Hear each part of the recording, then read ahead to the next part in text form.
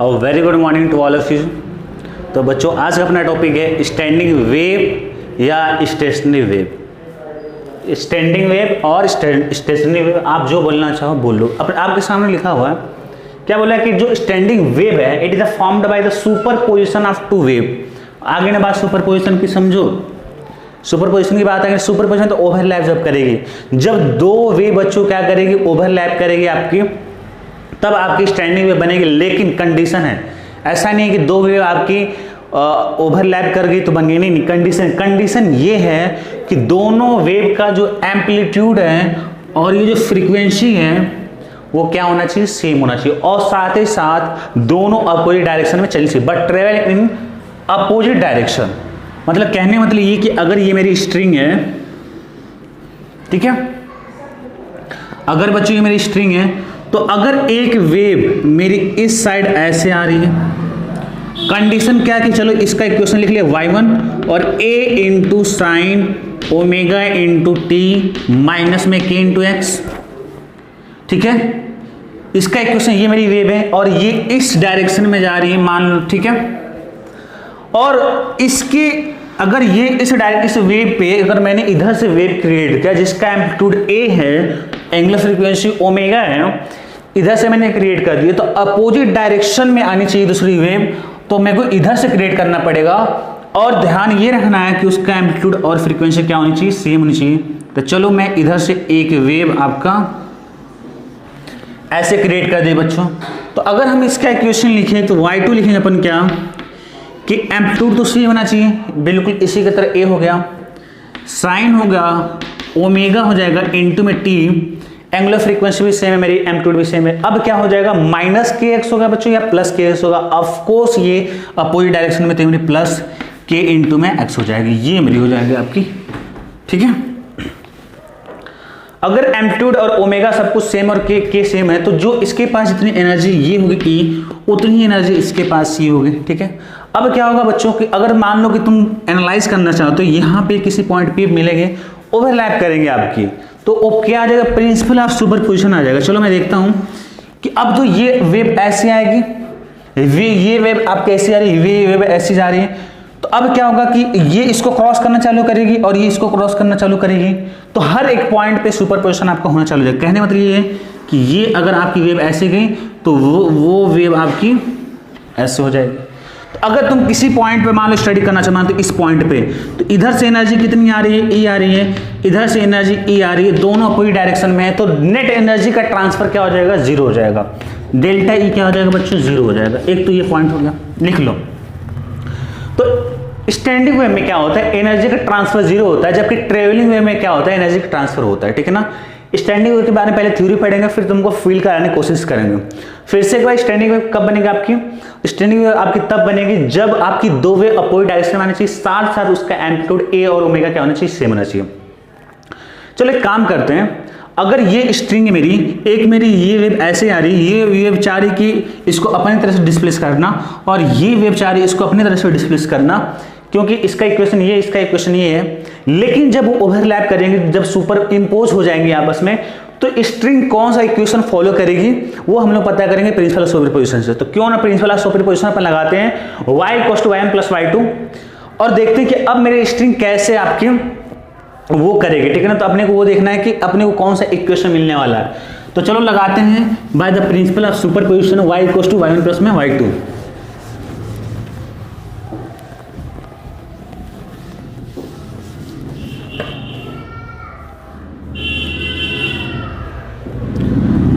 मेरे पास क्या है बच्चों, अगर मेरे को नेट डिस्प्लेसमेंट लिखना है बच्चों, तो वो मेरा क्या हो जाएगा, by the principle of superposition क्या होना चाहिए, y = होना चाहिए बच्चों y1 + में y2। तो y मेरा क्या हो जाएगा, यहाँ से मेरा y हो जाएगा आपका a इंटू में sine omega into t minus में के एक्स प्लस में a इंटू में sine omega into t plus में के एक्स। यहाँ से साइन से a मेरा कॉमन हो गया बच्चों, a मेरा कॉमन हो गया, यहाँ से a कॉमन ले लो और यहाँ से अंदर मिल जाएगा तुमको sine omega into t minus में के एक्स प्लस में sine omega into t plus में के एक्स। इसको मान लो c, इसे मान लो d, तो sine c plus sine d क्या होता है बच्चों, तुम्हें पता है sine C plus sine D क्या होता है, वो होता है 2 sine C plus D by 2 into में cos C minus D by 2। तो वाई कुछ हो जाएगा बच्चों ए इंटू में 2 sine C plus D by 2। तो सी प्लस डी तुम्हारा करोगे तो क्या होगा, ये पूरा तुम्हारा सी है, ये तुम्हारा क्या है डी है। तो साइन सी प्लस डी करो, ऐड करो अपॉन में 2 का, तो ओमेगा इंटू टी माइनस के x, omega into t plus के एक्स, ये के एक्स और माइनस के एक्स तो कट जाएगा, बचेगा 2 इंटू ओमेगा अपॉन में 2 into omega T upon by 2 हो जाएगा। 2 sine C plus D by 2 into में क्या होता है cos C minus D by 2 होता है। Cos C minus D by 2 करोगे तो क्या मिलेगा सी माइनस डी बाई 2। तो अब क्या होगा माइनस ओमेगा इंटू टी हो जाएगा और माइनस के एक्स हो जाएगा, तो माइनस 2 के एक्स हो जाएगा। और cos minus theta equals to cos theta होता है, तो अपन लिख सकते हैं इसको कॉस माइनस 2 के एक्स अपॉन में हो जाएगा 2। ठीक है, तो ये अपने को बच्चों क्या मिल जाएगा यहाँ से, ये 2 से 2 खत्म हो गया, 2 से 2 खत्म हो गया। तो यहाँ से हमें क्या मिला इक्वेशन, अगर अपन देखने की कोशिश करें तो बच्चों यहाँ से हमें मिल गया y कोस टू 2a ले लिया साइन, पहले इसको लिख लो, चलो इसे लिख लो sine omega into t, cos minus theta को मैं कॉस थीटा लिख सकता हूँ, तो ये मैं लिख सकता हूँ कॉस के एक्स लिख सकता हूँ। तो अगर मैं यहाँ पे फाइनली लिखना चाहूँ तो ये मेरे को इक्वेशन कुछ ऐसा मिलने वाला है y equals to 2a cos के एक्स, मैं ऐसे लिख देता हूँ इंटू में साइन ओमेगा इंटू में टी हो जाएगा। ये आपकी क्या बनेगी इक्वेशन बनेगी बच्चों, y equals to 2a cos के x sine omega into t. अब क्या करना है, हमें इस पर बहुत स्टडी करना है, यही तो मेन इक्वेशन है जो तुम निकाले हो, y equals to 2a cos के x sine omega into t. हाँ तो बच्चों जैसा कि अभी तुमको मैंने बताया, प्रूफ किया कि y equals to 2a cos के एक्स साइन ओमेगा इंटू 2 आएगा। ये क्या है मेरा रिजल्टेंट आपका इक्वेशन ऑफ मोशन होगा। मतलब कहने मतलब ये कि अगर ये मेरा स्ट्रिंग है, तो अगर आपने वेव इधर जनरेट किया है और आपने एक वेव इसके जस्ट अपोजिट ऐसे जनरेट किया, देखो पहले ये इधर से स्टार्ट हो रही है और ये इधर से स्टार्ट हो रही है, मतलब दोनों वेव क्या है आइडेंटिकल है बिल्कुल ही और अपोजिट डायरेक्शन में है। तो जो आपकी स्ट्रिंग ना तो इसको फॉलो करेगी, ना तो इसको फॉलो करेगी, ना तो इसको फॉलो करेगी, करेगी किसकी, by the concept of principle of superposition आपकी स्ट्रिंग आपको इसको फॉलो करेगी। ये जो आपका इक्वेशन आया है इसको फॉलो करेगी। अब इसको थोड़ा सा इस पर रिसर्च करते हैं कि आखिर ये इक्वेशन क्या बोलता है, इस पर थोड़ा रिसर्च करना बहुत जरूरी है, ये इक्वेशन क्या बोलता है। तो पहला अगर रिसर्च वाला अपन पॉइंट बात करें, हर एक पॉइंट नोट करके लिखते जाओ, वेरी वेरी इंपॉर्टेंट बच्चों। ये मैं फिर से रिपीट कर दूं कि यही सब कुछ है, जो भी कुछ है यही बस यही है, जो भी कुछ है यही है और कुछ है ही नहीं। ठीक है, इसको थोड़ा एनालाइज करना चालू करो। यहाँ पे तुमको बहुत ज़्यादा दिमाग नहीं लगाना, अपना दिमाग लगाना है कॉमन सेंस वाला। शायद तुम्हें दिख रहा होगा कि यहाँ पे जो ये कौन सा वेव होता था, ट्रेवलिंग होती थी, ट्रेवलिंग वेव में होती थी ना, ये ट्रेवलिंग कर रही है। तो ट्रेवलिंग वेव में बच्चों क्या हो रहा है, ओमेगा इंटू टी और इंटू के एक्स का दोनों क्या है कि एक साथ है, साइन के अंदर एक ही, ये दोनों एक साथ आ रहे किसी भी फंक्शन में, जैसे ओमेगा इंटू टी माइनस के x, omega into t plus में के एक्स, दोनों फंक्शन क्या है, दोनों एक ही साइन के फंक्शन। लेकिन यहाँ पे आने के बाद क्या हो गया बच्चों, यहाँ पे आने के बाद के एक्स अलग हो गया और ओमेगा इंटू टी क्या हो गया, सेपरेट हो गया। ये पहचान है आपकी, क्या है ये आपकी पहचान है। पहली पहचान ये होगी कि अगर इन स्टैंडिंग वेव हम क्या बोलेंगे, इन standing wave omega into T and K X separate, ये सेपरेट हो गए हैं दोनों एक साथ। But in travelling wave omega into T and K x come together, एक साथ आते हैं। मतलब ये बात हुई कि अगर बड़ा सिंपल है यार, अगर मैं तुमको जब ये बात बोलूं कि ओमेगा इंटू टी के एक्स एक साथ आएगा, चाहे ओमेगा इंटू टी माइनस के एक्स हो, ओमेगा इंटू टी प्लस के एक्स हो, वो एक ही साथ आने वाले। यहाँ पे क्या होगा, ओमेगा इंटू टी साइन के साथ आ गया और कोई के एक्स क्या होगा, कॉस के साथ आ गया। तो पहला पॉइंट तो मेरे को यहाँ से झलक रहा है, जिसमें कोई भी दिमाग लगाने की वाली बात नहीं, आपका कॉमन सेंस होगा, वहां से काम चल जाएगा। दूसरी अगर बात बोले आपको, दूसरी बात बच्चों बोले, ये बोले तो आपको ये रटने की जरूरत नहीं, ये तो यहाँ पर रटना है। लेकिन अगर मैं बोलूँ कि ऐसा कोई जरूरी नहीं कि अगली बार आपको इसी फॉर्मेट में दे, आपको स्टैंडिंग में कुछ भी फॉर्मेट हो सकता है। मे भी हो सकता है कि 2a यहाँ कॉस की जगह साइन हो जाए, साइन के एक्स हो जाए और यहाँ साइन की जगह कॉस हो जाए, ये भी हो सकता है। क्योंकि कॉस थीटा को मैं लिख सकता हूँ क्या, साइन 90 माइनस थीटा लिख दो, साइन पाई बाई 2 माइनस के एक्स, ये भी हो सकता है। यहाँ पे के एक्स होगा, यहाँ पे ओमेगा इंटू होगा। दूसरा ये भी हो सकता है 2a कॉस कॉस रहने दो, इसको भी कॉस कन्वर्ट कर दो, तो दोनों कॉस हो जाए, कॉस हो जाए ये भी और ये भी कॉस हो जाए। या ये भी हो सकता है y equal to 2a sign और ये आपका साइन। कुल मिला के ये है बच्चों आपका कि अगर आप ये चाहते हो कि ये कॉस थीटा है तो आप इसे कन्वर्ट कर सकते हो साइन 90 माइनस थीटा, और साइन को कन्वर्ट कर सकते हैं कॉस में, तो एक दूसरे को तो आप कन्वर्ट कर सकते हो कि ये कॉस ये साइन हो जाए ये कॉस हो जाए। या ये भी हो सकता है कि अगर मैं साइन तो ये मेरे पास है पर मैं इसको कॉस को मैं साइन में कन्वर्ट कर दूं, या मैं साइन को कन्वर्ट कर दूं कॉस में। पर मेन जो थीम है ये तो cos sine sine cos change होता रहेगा, उसमें कोई टेंशन वाली बात नहीं है, उसमें दिमाग नहीं रखना आपको। दिमाग कहां पे लगाना है, केक्स और ओमेगा इंटू टी पे लगाना है, ये अलग अलग होना चाहिए। ये कभी नहीं होगा कि cos cakes minus omega into T साथ में आ जाए। तो अभी हम क्या करें, इसी इक्वेशन को एनालाइज करें और कुछ कर नहीं रहे। तो पहला तो हमने एनालाइज ये कर लिया, पहला पॉइंट, दूसरा पॉइंट, तीसरा पॉइंट। अब जो एनालाइज करने जा रहे बच्चों, which are very very important, ध्यान से वाली बात को सुनना। अभी तक मेरे को समझ में नहीं आया कि ये अगर स्ट्रिंग है मेरी, इधर से मेरी एक वेव आ रही है और मैं क्या फिर से बोल आइडेंटिकल वेव इधर से भी आ रही है पर अपोजिट डायरेक्शन में, तो अब मेरी स्ट्रिंग किस तरह परफॉर्म करेगी, उसका क्या इक्वेशन होगा अभी हमने देखा नहीं। चलो अब देखते हैं। जैसा कि मैं तुमको बताया बच्चों क्या कि y equals to 2a cos kx sine omega into T.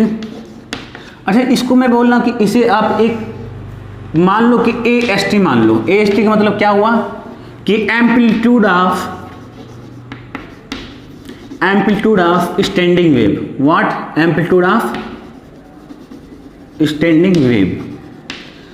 अगर इस वाले पूरे टर्म को अगर AST मान लो तो यहां से आपको क्या मिलेगा, y equals to AST amplitude of standing wave into में साइन ओमेगा इनटू में t।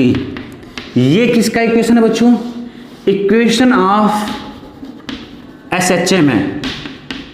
ये किसका इक्वेशन है? इक्वेशन ऑफ SHM है। यानी कि जो आपकी रिजल्टेंट वेव बनेगी दोनों की वजह से स्ट्रिंग में, वो कैसा मोशन करेगी, वो इक्वेशन ऑफ SHM। SHM का मोशन करेगी बच्चों, याद रखना किसका मोशन करेगी? SHM का करना चालू करेगी। ठीक है, बात हुई। ये कैसा करेगी? SHM की तरह करेगी। अब सवाल ये है कि अगर SHM का कर रही है तो उसका एम्पलीट्यूड वो क्या होगा आपका, उसका एम्पलीट्यूड क्या होगा? वो चौथा पॉइंट लिखो कि जो चौथा पॉइंट लिखो, अगर लिखें तो एम्पलीट्यूड ऑफ स्टैंडिंग वेव, यहां से तुम देख सकते हो वो किसके बराबर है? 2a cos kx के बराबर है, 2a cos kx। लेकिन एक चीज याद तुम्हें यहाँ पे रखने वाली बात है, SHM का तो इक्वेशन होगा, तुमने पढ़ा था इसके पहले जो SHM है, तो वहां पे कुछ ऐसा आ रहा था y equals to a sin omega into T या cos ओमेगा इंटू टी। कोई दिक्कत वाली बात वहां पर नहीं, साइन की जगह cos हो सकता है। वहां पे जो एम्पलीट्यूड होता था बच्चों, ये क्या होता था? फिक्स होता था, वो चेंज नहीं करता था। पर यहाँ पे स्टैंडिंग वेव में चेंज करेगा, क्योंकि तुम्हें दिख रहा है कि y equals to a cos kx, ये जो फंक्शन है किसका? x का है। ये डिपेंड करे, ये जो AST है एम्पलीट्यूड ऑफ स्टैंडिंग वेव, ऐसा नहीं कांस्टेंट नहीं है।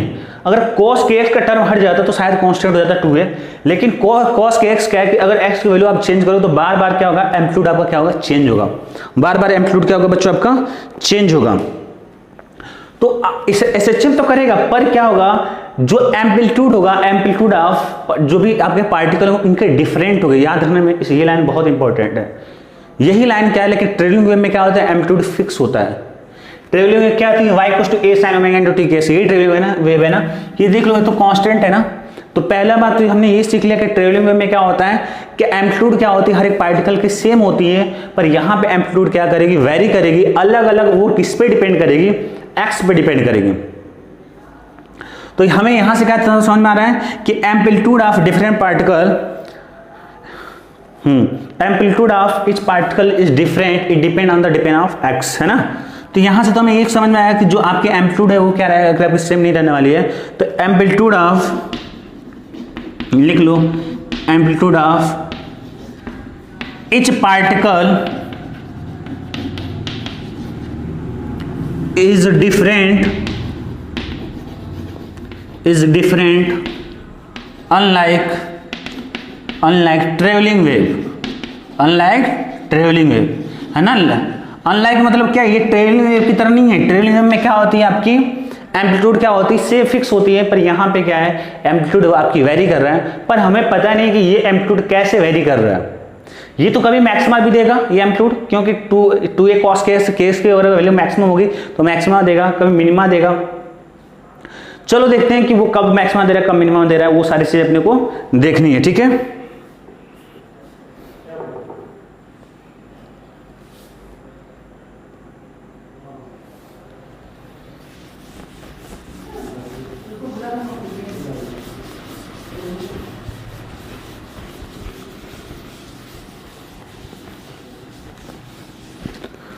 आगे बढ़ते हैं बच्चों। तो हमें पता चला कि यहाँ पे पता चलेगा कि AST मेरा कितना है बच्चों, 2a cos kx है। अगर आपको फॉर मैक्सिमम एम्पलीट्यूड चाहिए, मैंने क्या बताया आपको, हर एक पार्टिकल, ध्यान से बच्चों के, हर एक पार्टिकल क्या करेगा आपका डिफरेंट उसका एम्पलीट्यूड होगा, किसी का ज्यादा होगा किसी का कम होगा। हमें पता करना किसका ज्यादा होगा किसका कम होगा, ठीक है ना। तो ये डिपेंड करेगा कॉस पे डिपेंड करेगा। तो फॉर मैक्सिमम एम्पलीट्यूड मैं ये चाहता हूँ कि अगर हर एक पार्टिकल डिफरेंट एम्पलीट्यूड है तो मैं चाहता हूँ उस पार्टिकल के एम्पलीट्यूड हम निकालें। ऐसे कौन कौन से पार्टिकल हैं जिसका एम्पलीट्यूड मैक्सिमम होगा। तो फॉर मैक्सिमम एम्पलीट्यूड ध्यान रखना मेरी बात को, for maximum amplitude cos case की वैल्यू क्या हो जाएगी बच्चों, +-1। अगर कॉस केस की वैल्यू +-1 हो गई तो यहां से तुम हमें ये बता दो, अगर ये वैल्यू पुट कर देता हूं तो तुम्हें क्या मिलेगा, स्टैंडिंग वेव की जो मैक्सिमम एम्पलीट्यूड है, स्टैंडिंग वेव की मैक्सिमम एम्पलीट्यूड है वो क्या मिलेगी, कॉस केस के लिए प्लस रखोगे 1 तो 2 +2 मिलेगा, और -1 रखो तो -2 मिलेगा। तो +-2 हो जाएगा। +-2 का मतलब क्या होगा बच्चों, ये होता है ऐसे, ये होता है 2a होगा तो नीचे वाला क्या होगा -2a होगा।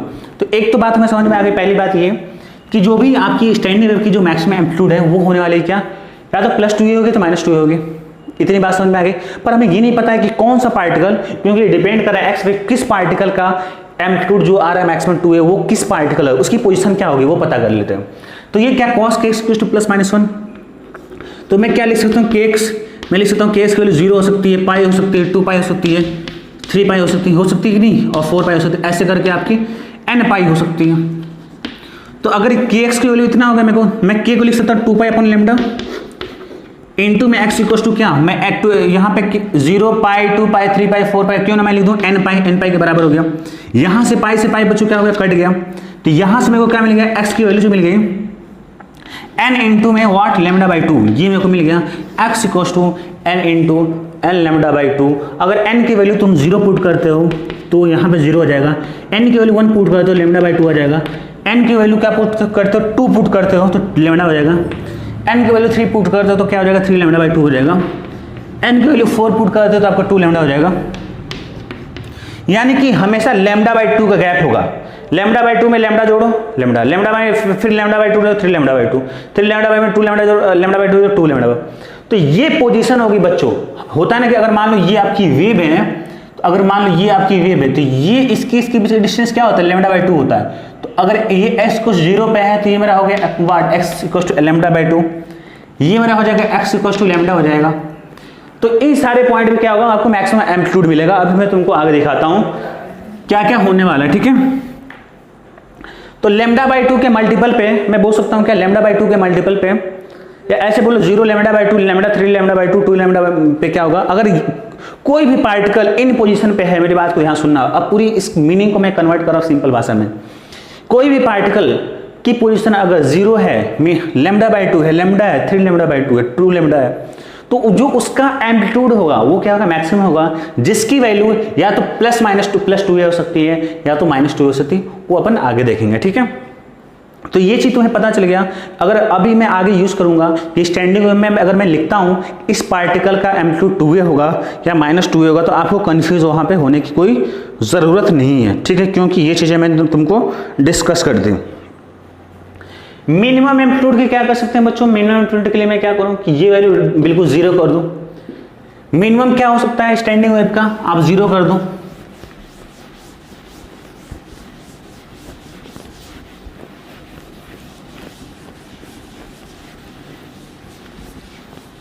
चलो, तो फॉर मैक्सिमम एम्पलीट्यूड की तो हमने बात कर दी। अब हम लिख लो सेकंड फॉर मिनिमम एम्पलीट्यूड। अब मैं चाहता हूं कि मिनिमम एम्पलीट्यूड की पहली बात तो वैल्यू क्या होगी, अगर मिनिमम एम्पलीट्यूड आ रहे हैं तो वो कौन कौन से पार्टिकल का मिनिमम एम्पलीट्यूड आएगा, हमें वो देखना है। तो फॉर मिनिमम एम्पलीट्यूड के लिए पहले तो ये लिख देते हैं मेरा स्टैंडिंग वेव का एम्पलीट्यूड है क्या, तो वो क्या बच्चों 2a cos kx, ये मेरा मिनिमम एम्पलीट्यूड होने के लिए बच्चों क्या है, ये तो तुम्हारा 2a कांस्टेंट है, डिपेंड करा cos kx पे। cos kx की वैल्यू अगर तुम जीरो कर देते हो, देख लो cos kx की वैल्यू जीरो करके, तो cos kx की वैल्यू अगर तुम जीरो कर दो और पुट करो तो तुम्हें क्या मिलेगा, यहाँ पे तुम्हें जो स्टैंडिंग वेव की मिनिमम वैल्यू मिल जाएगी वो क्या मिल जाएगी बच्चों, मिनिमम क्या हो जाएगा, जीरो हो जाएगा। तो एक चीज़ हमें समझ में आ गया कि स्टैंडिंग वेव की जो मैक्सिमम एम्पलीट्यूड है वो +2 या -2 हो सकती है, लेकिन मिनिमम एम्पलीट्यूड क्या होगा, जीरो होगी। पर एक सवाल मेरे को बाकी अभी भी, तुम ये पूछ सकते हो सर कि अगर आपकी मिनिमम एम्पलीट्यूड जीरो हो रही है तो ऐसे उन पार्टिकल की पोजीशन क्या होगी, वो पार्टिकल कहाँ कहाँ पे होंगे ताकि उनका एम्पलीट्यूड जीरो होगा। ऐसा तो नहीं कि सबको बोलते हैं कि सबका जीरो हो गया, सबको बोलते हैं मैक्सिमम, कुछ तो फिक्स उनकी पोजीशन होगी ना। तो अब हम लोग यहाँ से निकालेंगे cos kx की वैल्यू जीरो है, तब वो यहाँ से मेरे को मिल जाएगा कि क्या क्या उसकी वैल्यू होगी x की, जहाँ पे उसकी एम्पलीट्यूड मिनिमम जीरो हो। चलो तो cos kx की वैल्यू कितनी होगी बच्चों, जीरो हो गई। इसको आप ऐसे लिखो, जीरो कब होता है बच्चों, π/2 के मल्टीपल पर होता है। किसके मल्टीपल पर होता है, π/2 के मल्टीपल पर होता है। तो लिखो तुम इसको π/2, 3π/2, π/2, 3π/2, 5π/2 ऐसे आपका होता जाएगा। तो अगर k को तुम लिख सकते हो वहाँ 2π/λ इंटू में डेल्टा x, 2π/λ इंटू मैक्स, और ये हो जाएगा आपका π/2, 3π/2 और 5π/2। एक एक इक्वेट करना चाहो तो एक एक इक्वेट करके देख लो। अगर 2π/λ इंटू एक्स इक्वल टू π/2 करेगा तो पाई से पाई कट जाएगा, और यहाँ से तुमको मिल जाएगा x की वैल्यू क्या मिल जाएगा, λ/4 मिल जाएगा। अगर यहाँ पे देखते हो 2π/λ इंटू एक्स इक्वल टू 3π/2 करते हो बराबर, एक बार ऐसे करो, एक बार बराबर π/2 करो, एक बार 3π/2 करो, एक बार 5π/2 करो, तो देखो तुमको क्या क्या मिलने वाला है। तो पाई से पाई तो कट जाएगा, 2 इंटू 2 4 हो जाएगा, अपॉन में 3 हो जाएगा, तो ये हो जाएगा 3λ/4 हो जाएगा। और यहाँ पे ऐसे मिल जाएगा λ/4 का देखो तुमको ऑड मल्टीपल मिलने वाला है। यहाँ पे 1 मिला, यहाँ पे 3 मिलेगा, तो यहाँ पे क्या मिलेगा आपको 5 मिलेगा, तो ये मिल जाएगा 5λ/4।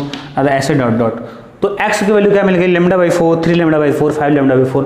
ये चीज़ें मैं बच्चों बार बार यूज़ करूँगा। मैं फिर से बता दूँ कि मैं अक्सर स्टैंडिंग वेव अभी मैं जनरेट करने जाऊँगा तो मैं वहाँ पर बताऊँगा कुछ ऐसे पार्टिकल होंगे जहाँ पे उसका जो है आपका, जहाँ पे उसका जो है एम्पलीट्यूड मैक्सिमम होगा, और मैं लिखूंगा वहाँ पे एम्पलीट्यूड 2a है।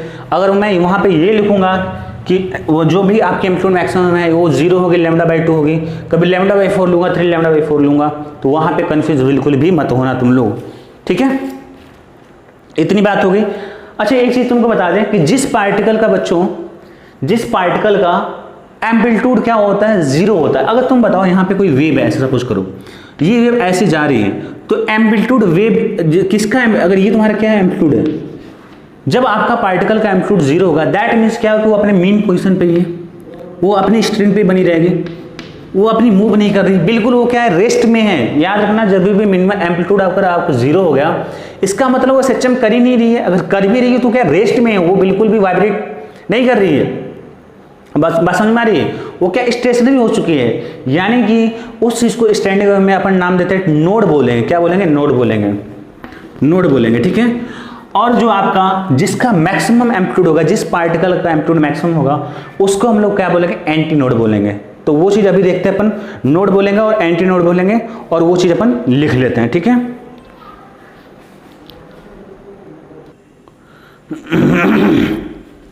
हाँ तो बच्चों जैसा कि अभी तुमको बताया एम्पलीट्यूड के बारे में बताया, मैंने बताया ये कि स्टैंडिंग वेव में क्या है कि एम्पलीट्यूड आपका वेरी करेगा, क्योंकि स्टैंडिंग वेव का जो एम्पलीट्यूड आ रहा था वो मेरा आ रहा था 2a cos kx, जो कि फंक्शन था x का, वो डिपेंड कर रहा था cos kx पे। मैंने बताया कि ऐसे कुछ पार्टिकल होंगे जिनका मैक्सिमम एम्पलीट्यूड 2a होगा, ऐसे कुछ पार्टिकल होंगे जिनका एम्पलीट्यूड क्या होगा, मिनिमम आपका जीरो होगा। मिनिमम क्या होगा, जीरो, मैक्सिमम 2a होगा, +2a होगा और -2a होगा, ठीक है। इतनी बात मैंने बताए थे। मिनिमम एम्पलीट्यूड जीरो होने का मतलब क्या है कि वो बिल्कुल वाइब्रेट नहीं कर रहा है, बिल्कुल, इसका मतलब क्या है, वो रेस्ट में है। तो उस पॉइंट को हम लोग वेव की टर्म में देते हैं नोड नाम बोलते हैं। क्या बोलते हैं, नोड। नोड का मतलब क्या हुआ, वो फिक्स है, जिसका एम्पलीट्यूड क्या है, जीरो है। एंटी नोड का मतलब क्या है कि वो मैक्सिमम टू मैक्सिमम क्या कर सकता है, डिस्प्लेस कर सकता है, ठीक है ना। एज सिंपल है, समझ लो। नोड का मतलब क्या हुआ, ऐसे पॉइंट जो परमानेंटली क्या रेस्ट में है उसे हम लोग नोड बोलेंगे। एंटी नोड का मतलब क्या हुआ कि वो पॉइंट होगा, क्या होगा, पॉइंट होगा, जो पॉइंट वो मैक्सिमम आपका क्या होगा, डिस्प्लेसमेंट होगा, दैट मीन्स एम्पलीट्यूड होगा। ओके, इतनी बात होगी। पॉइंट बोलो या पार्टिकल बोलो, ठीक है। तो मैंने लिखा है चौथे पॉइंट में, आई थिंक 3 पॉइंट में लिखा था नोट में ना, चौथा पॉइंट लिखो। चौथा में करके लिखो फर्स्ट वाला पॉइंट, क्या आपका फर्स्ट पॉइंट है कि point which have zero amplitude is known as node. Point which have zero amplitude is known as node, जिसको लिखते हैं नोड का अपन लिखते हैं बच्चों किसे रिप्रेजेंट करते हैं, कैपिटल एन से। This point are permanently rest, ये पॉइंट क्या होते हैं, परमानेंटली रेस्ट होते हैं। ऐसा नहीं है कि कुछ देर के लिए रेस्ट में उसके बाद क्या करें वो आपका वाइब्रेट करना चालू कर जाए, ऐसा कुछ नहीं है। दूसरा पॉइंट ये है बच्चों कि पॉइंट विच है मैक्सिमम एम्पलीट्यूड, ऐसे पॉइंट जिनका मैक्सिमम एम्पलीट्यूड है वो क्या कहलाएंगे, अपने एंटी नोड कहलाएंगे बच्चों, और एंटी नोड पे एन से रिप्रेजेंट करते हैं। इतनी बात समझ में आई। और एक बात कि दो नोड के बीच में दो नियरेस्ट नोड, अगर ये नोड है ये नोड है, इनके बीच के डिस्टेंस क्या होगी बच्चों, λ/2 होगी।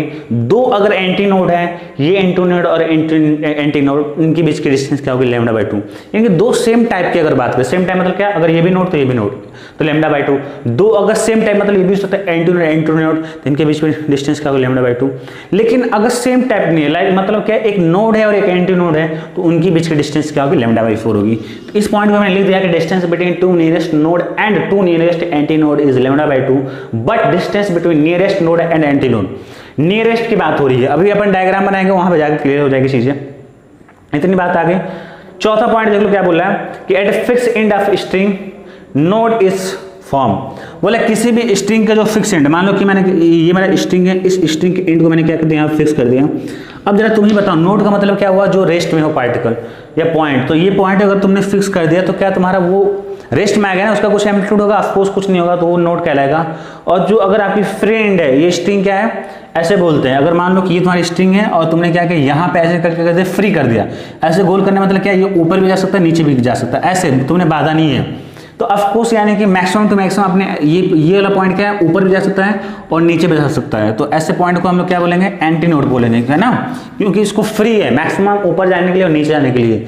तो हमने अगर मैं जनरलाइज कर तो मैं ऐसे बोल सकता हूं कि स्ट्रिंग, अगर कोई भी स्ट्रिंग फिक्स कर दिया गया तो वो मेरा पॉइंट बनेगा नोड, और जो फिक्स नहीं फ्री एंड है तो फ्री एंड क्या बनेगा, अपना एंटी नोड बनेगा। ठीक है, अब हम लोग आगे बढ़ते हैं। इस पॉइंट को लिख लो, और ये पॉइंट क्या है कि डायग्राम में अभी अच्छे से क्लियर हो जाएगा। अभी कुछ डायग्राम बनाने वाले हैं हम लोग। हाँ बच्चों, चलो अभी समझते हैं। Now let us understand generation of standing wave which are very very important, which are very tough also, you can say that. सबसे जो इंपॉर्टेंट पार्ट है इसमें थोड़ा सा तुमको दिमाग लगाना पड़ेगा कि स्टैंडिंग वेव कैसे जनरेट होती है। थोड़ा क्या कुछ ज़्यादा दिमाग लगाना पड़ेगा, तो तुम लोग का 100% अटेंशन चाहिए मेरे को यहाँ पे, और सब कुछ यहीं से होने वाला है। देखो यार, स्टैंडिंग वेव जितनी भी चीज़ें हैं ना, यहीं से होने वाला है। आप कितना अच्छे से इस इक्वेशन को समझ पा रहे हो वो तुम पे डिपेंड करता है। और हालांकि अभी बहुत चीज़ तुमको सिखाया है कि यहाँ पे साफ साफ दिख रहा है ओमेगा इंटू टी और के एक्स क्या है, अलग अलग है। तो स्टैंडिंग वेव की एक पहचान ही हो गई। वही अगर ट्रेवलिंग वेव होगी तो ओमेगा इंटू टी और के एक्स दोनों साथ में आएंगे, या तो प्लस के साथ है या तो माइनस के साथ है। ये पूरा एक एम्पलीट्यूड का टर्म रिप्रेजेंट कर रहा है। ओके, चलो वो सब बातें अलग हो गई। मेरे को क्या करना है, अभी तुमको ये दिखाना है कि स्टैंडिंग वेव कैसे जनरेट होती है और कैसे पार्टिकल अपने मोशन के परफॉर्म कर रहे हैं। ये चीज़ें मैं तुम लोगों को बताना है। चलो देखते हैं कैसे। मैंने बच्चों एक स्ट्रिंग ली जिसकी लेंथ लैम्डा है, जिसकी मान लो लेंथ एल है और एक ही वेव फॉर्म हो रहा है। तो एक ही वेव का मतलब क्या, पूरे एक वेव में कितना होता है, लेंथ लैम्डा होता है। मैंने 5 पार्टिकल लिए। एक मैंने पार्टिकल पहले ले लिया जिसकी पोजीशन x 0 है, एक मैंने दूसरा ले लिया x = λ/4 है, x = λ/2 है और x = 3 λ/4 है, x = λ। एक एक पार्टिकल को स्टडी करते हैं, वो अपना मोशन कैसे परफॉर्म करने वाले वो देखते हैं। अगर मैं फॉर पार्टिकल x = 0 की बात करूं, अगर मैं x = 0 वाले पार्टिकल के बच्चों में बात करूं, तो अगर तुम इसका चाहते हो कि ये वाला x = 0 वाला पार्टिकल को कैसा आपका डिस्प्लेसमेंट, कैसा मतलब मोशन परफॉर्म कर रहा है, उसका डिस्प्लेसमेंट कैसा होगा, तो चलो वो देखते हैं। तो वो वैल्यू पुट कर दो, y = 2 है, cos kx x को 0 पुट करोगे तो cos, ये पूरी वैल्यू cos की 0 हो जाएगी, तो 2a cos 0 हो जाएगा ये, और n2 में क्या हो जाएगा आपका sin ओमेगा इंटू टी हो जाएगा। ठीक है, तो y हो जाएगा आपका 2a cos 0 की वैल्यू क्या होती है बच्चों, 1 हो गया, तो 2a sin omega into T हो गया। ये आ गया। तो अभी हम क्या करें, पूरे वेव को स्टडी नहीं करें हम लोग, पहले तो एक एक पार्टिकल स्टडी करेंगे, उसके बाद क्या करेंगे, सबको एक साथ देखेंगे, हर एक पार्टिकल किसी टाइम टी पे कैसा परफॉर्म कर रहा है। अभी मैं एक पार्टिकल को स्टडी कर रहा हूँ, मैं ये देखना चाह रहा हूँ कैसा परफॉर्म करेगा। ठीक है, तो मेरे को यहाँ पे दिख गया कि अगर मैं x = 0 वाला पार्टिकल स्टडी कर रहा हूँ तो मेरे को x की वैल्यू यहाँ पे पुट करना पड़ेगा 0। मैंने जब x की वैल्यू 0 पुट किया तो cos 0 की वैल्यू 1 हो जाएगा, तो मेरे को मिल गया y = 2a × sin omega into T. ये कहीं ना कहीं जो इक्वेशन है किसका बच्चों, SHM का है। तो एक बात तो तय हो गई कि ये मेरा जो x = 0 वाला पार्टिकल है वो आपका SHM परफॉर्म करेगा, जिसका एम्पलीट्यूड क्या होगा, 2a होगा, जिसका एम्पलीट्यूड क्या होगा, 2a होगा। और मैंने ये बताया था कि यही आपका मैक्सिमम एम्पलीट्यूड या तो 2a होगा या तो मिनिमम 0 होगा। तो इसका तो मैक्सिमम एम्पलीट्यूड मेरे को 2a मिल गया, ठीक है। अगर इस वाले पार्टिकल अगर देखो 2a मिल गया, तो अगर ये क्या होगा, मैक्सिमम एम्पलीट्यूड 2a का मतलब क्या होगा कि ये पहले एक्सट्रीम से 2a जाएगा ऊपर, ठीक है, 2a ऊपर जाएगा, फिर क्या होगा, एक्सट्रीम से आपके मिनी पोजीशन पे आएगा, फिर मिनी पोजीशन से आपके नीचे जाएगा, फिर आपका आएगा मिनी पोजीशन पे। क्योंकि ये time 2a into sine omega into T, sign omega into T की वैल्यू अगर +1 हो जा रही है तो +2a हो जाएगा, 0 हो जाएगी तो मीन पोजीशन पर जाएगा, साइन ओमेगा इंटू टी की वैल्यू 0 हो गई तो, अगर साइन ओमेगा इंटू टी की वैल्यू अगर -1 हो गई तो वो नीचे आ जाएगा। तो 3 ही साइन ओमेगा इंटू टी की वैल्यू अपने को देखना है अभी, +1 -1 0। इस वाले पार्टिकल को स्टडी कर लिया। अगर इस वाले पार्टिकल को तुम स्टडी करना चाहो तो मैं तुमको ऑलरेडी बताया था कि जब आपका x की वैल्यू λ/4 होगा, 3 λ/4 होगा, 5 λ/4 होगा, तो उसका एम्पलीट्यूड आपका 0 होगा। उसका एम्पलीट्यूड क्या होगा, इसका तो एम्पलीट्यूड मेरे को 2a मिल गया, इसका एम्पलीट्यूड क्या मिलेगा, 0 होगा। नहीं, अगर तुमको लग रहा है तो तुम यहाँ पे वैल्यू पुट कर सकते हो। अगर तुमको इसका एम्पलीट्यूड देखना 2a cos k की वैल्यू क्या लिख दोगे, 2π/λ, और x की वैल्यू कितना है तुम्हारा, λ/4 है, तो लैम्डा से लैम्डा कट जाएगा, अगर यहाँ से 2 × π/2 हो जाएगा, और यहाँ पे लिख दो साइन ओमेगा इंटू टी, तो अंदर cos π/2 बन गया। cos π/2 का वैल्यू क्या हो जाएगा बच्चों, 0 हो गया। तो y की वैल्यू क्या हो गया, 0 हो गया। y की वैल्यू 0 हो गया मतलब क्या है, ये वाली जो टर्म है इसका एम्पलीट्यूड कितना हो गया आपका, 0 हो गया। तो ये वाला जो पार्टिकल है बच्चों जो x = λ/4 पे होगा उसका एम्पलीट्यूड क्या होगा, 0 होगा। और यही तो मैं तुमको ऑलरेडी पहले बता चुका हूँ कि जो पार्टिकल आपका λ/4 पे होगा या 3 λ/4, λ/4 का जो भी मल्टीपल है, ऑड मल्टीपल, λ/4 हो चाहे 3 λ/4 हो। अभी मैंने प्रूफ किया था cos के x के लिए 0 पुट करके, तो वहाँ पे एम्पलीट्यूड क्या आ रहा था बच्चों, मेरा 0 आ रहा था। तो λ/4 और 3 λ/4 तो आपका 0 है, किसी भी टाइम टिप वो टाइम पे डिपेंड ही नहीं कर रहा। देख लो यहाँ पे अगर ये पार्ट 0 हो गया तो साइन ओमेगा इंटू टी की वैल्यू कुछ भी रहे, कुछ फर्क पड़ने वाला नहीं। तो इस बात को ध्यान समझ लो कि जो पार्टिकल λ/4, 3 λ/4, 5 λ/4 है, ध्यान से सुनना, वो टाइम पे डिपेंड ही नहीं करेगा। ऑलवेज वाई की वैल्यू क्या रहना वाला 0, दैट मीन्स ऑलवेज की प्रोबेबिलिटी क्या होगी, रेस्ट में होगी। तो मैं ये कह सकता हूँ कि जो पार्टिकल λ/4 पे है, 3 λ/4 पे है, 5 λ/4 पे है, वो पार्टिकल ऑलवेज मेरा क्या हो गया, रेस्ट में हो गया। अभी मैं एक एक पार्टिकल स्टडी कर रहा हूँ। अभी मैंने इस पार्टिकल को तुमको स्टडी करके दिखा दिया। इस पार्टिकल को तुमने स्टडी किया तो तुमको ये पता चल गया कि ये जो पार्टिकल SHM करेगा जिसका एम्पलीट्यूड 2a होगा, ये पार्टिकल आपका दोनों रेस्ट में हो गए। अब चलो फिर से इन दोनों को स्टडी कर ले। इसी तरह अगर मैं स्टडी करता हूँ, ये सब आपको लिखना है बच्चों, यहाँ पे बहुत एक्सप्लेनेशन की जरूरत होती है स्टैंडिंग वेव को समझने के लिए। ऑफकोर्स दिमाग जो लगाना पड़ेगा वो अलग। तो अगर λ/2 तुमसे मैं बात करूँ, λ/2 कैसा इक्वेशन करेगा, कैसा परफॉर्म करेगा, तो चलो फिर से अपन लिखते हैं। हमें पता है y की वैल्यू कितना है बच्चों, 2a cos k की वैल्यू लिख दो 2π/λ, इंटू में x की वैल्यू कितना हो गया बच्चों, λ/2 हो गया, इंटू में साइन ओमेगा इंटू टी हो गया। तो यहाँ से वैल्यू जो बच्चों आ गई मेरे को, लैम्डा से लैम्डा कट गया, 2 से 2 कट गया, तो अंदर बच गया 2a cos π इंटू में साइन ओमेगा इंटू टी। ये cos π की वैल्यू क्या होगा बच्चों, -1 होगा, तो y = क्या हो गया, -2a sign omega into T. तुम यहाँ पे देख रहे होगे कि जो मेरा पहला पार्टिकल था x = 0 वाला, y = 2a into sine omega into t equation आ रहा था। और जो मेरा ये वाला इक्वेशन है इसका क्या आ रहा है बच्चों, y = -2a into sine omega into t आ रहा है। इसका मतलब तुम क्या समझे, इसका मतलब ये तुमने ये समझा कि ये भी आपका इक्वेशन, ये भी क्या आपका इक्वेशन ऑफ SHM है। ये भी पार्टिकल आपका SHM परफॉर्म करेगा, आगे नहीं बढ़ेगा, ऊपर नीचे होगा। पर फर्क ये है, इसका एम्पलीट्यूड -2a है, इसका एम्पलीट्यूड -2a का मतलब अब तुमको यहाँ पे क्लियर होना पड़ेगा। -2a का मतलब ये हुआ कि ये क्या है कि जब ये ऊपर जाएगा तो ये नीचे रहेगा। आपको पता है साइन ओमेगा टी या साइन थीटा कर्व क्या होता है, ऐसे होता है साइन थीटा का, लेकिन जब माइनस साइन थीटा की बात करते हैं तो वो नीचे से स्टार्ट होता है। ये तुमको पढ़ाया था ट्रांसमिशन मतलब कर्व ट्रांसफॉर्मेशन में ना, ट्रांसफॉर्मेशन ऑफ कर्व में। तो ये उल्टा बिहेव करेगा, मतलब ये तुम्हारा +2a ऊपर तरफ जाएगा तो नीचे जाएगा, अगर ये नीचे जाएगा तो ये ऊपर जाएगा। मतलब ये शुरुआत क्या करेगा, नीचे की तरफ से करेगा, ये ऊपर तरफ जाएगा, ये नीचे जाएगा। इतनी बात हो गई। λ/4 λ/3 λ/4 क्या होगा मेरा 0 में है। x = λ/2 को थोड़ा सा स्टडी करो, तो अगर x = 2 λ/, इस वाले पार्ट को स्टडी करोगे x = λ वाले को, तो यहाँ पे क्या करेंगे, लैम्डा पुट करेंगे, तो लैम्डा से लैम्डा कट जाएगा और यहाँ से cos 2π की वैल्यू मेरे को 1 मिल जाएगी। तो ये फिर मेरा ये 2a परफॉर्म करेगा, इसका एम्पलीट्यूड क्या होगा, 2a पर होगा। ये आप चेक कर सकते हो, उसमें कोई बहुत बड़ी बात नहीं है। तो हमने क्या किया, अभी तुम ध्यान से सुनो, धीरे धीरे सारी स्टेप तुम्हारे क्लियर होंगे, तब तुम स्टैंडिंग वेव जनरेट कर पाओगे। कैसे होगी, तो तुमने एक चीज तो सीख लिया कि स्टैंडिंग वेव में सारी स्टैंडिंग वेव, ये किसको स्टडी करें, इस इक्वेशन को स्टडी कर रहे हो। ये इक्वेशन किसका, स्टैंडिंग वेव का है। तो अगर इस पार्टिकल को स्टडी करने का मतलब क्या, कि स्टैंडिंग वेव के पार्टिकल को स्टडी कर रहे हो, ठीक है। तो हमने देखा स्टैंडिंग वेव के पार्टिकल की मैंने पोजीशन फिक्स की, एक तो λ/4 का मल्टीपल है और एक λ/2 का मल्टीपल है। λ/4 जहां भी आएगा तो वहां तय है कि एम्पलीट्यूड क्या है, 0 है, और जो x को 0 है, x को λ/2 है, यहाँ पे तो +2 और -2 हो सकता है। तो यहाँ पे x को 0 का 2 है, x को λ का है, यहाँ पे बस इसका -2 है। बस अभी इतने रेंज के लिए मैं देख रहा हूँ।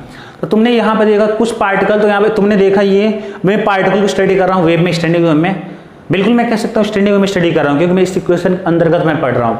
तो मैं ये बोल सकता हूँ स्टैंडिंग वेव में कुछ ऐसे पार्टिकल हैं जो मेरे बिल्कुल फिक्स हैं, यही आपके नोड कहलाते हैं बच्चों, यही क्या आपके नोड है, इसी को नोड बोलते हैं। ये एंटी नोड कहलाएंगे, ये एंटी नोड कहलाएंगे, ये भी एंटी नोड कहलाएंगे, क्योंकि मैक्सिमम डिस्प्लेसमेंट है, ठीक है। अभी तुमने ये देखा जो बीच के पार्टिकल हो गए, मान लो ये वाला पार्टिकल जो हो गए, तो इनका जो एम्पलीट्यूड होगा बच्चों, वो तो या तो 0 और 2a के बीच में होगा, क्योंकि तुमको बहुत पहले इंटरफेरेंस में बताया था कि मैक्सिमम एम्पलीट्यूड a1 + a2 होगा और मिनिमम एम्पलीट्यूड a1 - a2 होगा। तो इन्हीं के बीच में लाई करेंगे, ठीक है ना। जब भी दो वेव बच्चों मिलती है ना, तो वहां पे क्या होता है, एम्पलीट्यूड वेरी करता है, इसलिए स्टैंडिंग वेव में क्या कर वेरी करेगा एम्पलीट्यूड। मैक्सिमम तुम्हारी क्या है बच्चों होगी, या तो 2a हो गया तो -2a मान लो अगर पॉजिटिव की बात करते हैं, और यहाँ या तो 0। तो इनके मैक्सिमम तो मैं एम्पलीट्यूड 2a हो गया और मिनिमम एम्पलीट्यूड 0 हो गया। मैक्सिमम एम्पलीट्यूड 2a हो गया, तुमको मैंने बता दिया पोजीशन, ऐसे कौन सी पोजीशन होगी पार्टिकल की या पॉइंट होगा जो आपका मैक्सिमम एम्पलीट्यूड देगा, और ऐसा कौन सा पार्टिकल होगा जो मिनिमम एम्पलीट्यूड 0 देगा।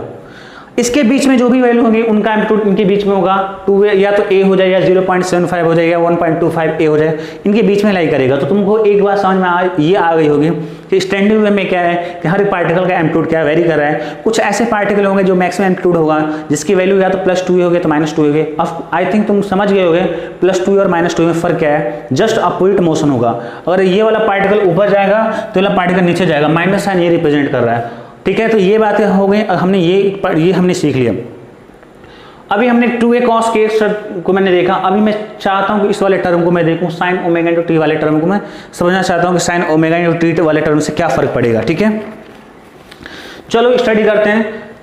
तो एक बार मैं इसको मिटा देता हूं और ध्यान से बिल्कुल अभी देखना, इन पार्टिकल को दिमाग में डाल लो कि कौन पार्टिकल कैसा मोशन कर रहा है, तभी काम हो पाएगा, अदरवाइज काम नहीं हो पाएगा। बहुत ही इंपॉर्टेंट है बच्चों ये जो वेव क्या आएगा। तो देखो यार क्वेश्चन तुम्हारा नहीं छूटेगा, ये तो मैं बिल्कुल लिखित में बता दे रहा हूँ, लेकिन अगर तुम समझ जाओगे तो तुम्हें मजा आएगा और ये थोड़ा लंबे टाइम के लिए याद रहेगा, बोर नहीं होगा, अदरवाइज तुम्हें बोर लगेगा ये सब्जेक्ट वेव। अब चलो बिल्कुल ध्यान से, हमें पता ये चल गया बच्चों। अब क्या करते हैं कि हमें पता चल गया कि हर एक पार्टिकल का कैसे मोशन करेगा, SHM कर रहा है। एक तो फिर से बोला स्टैंडिंग वेव में कुछ पार्टिकल SHM करेंगे, कुछ पार्टिकल बिल्कुल रेस्ट में होंगे। जो पार्टिकल रेस्ट में उन्हें नोट बोलेंगे, और जो पार्टिकल SHM तो करेंगे पर उनका एम्पलीट्यूड मैक्सिमम तक पहुंच सकता है 2a या -2a, वो एंटी नोड होंगे और उनके बीच में कुछ भी हो सकता है। और कुछ ऐसे पार्टिकल होंगे जिनका एम्पलीट्यूड 0 या मैक्सिमम एम्पलीट्यूड और मिनिमम एम्पलीट्यूड के बीच में होगा। अब क्या करते हैं, थोड़ा सा स्टडी करना चालू कर दो बच्चों।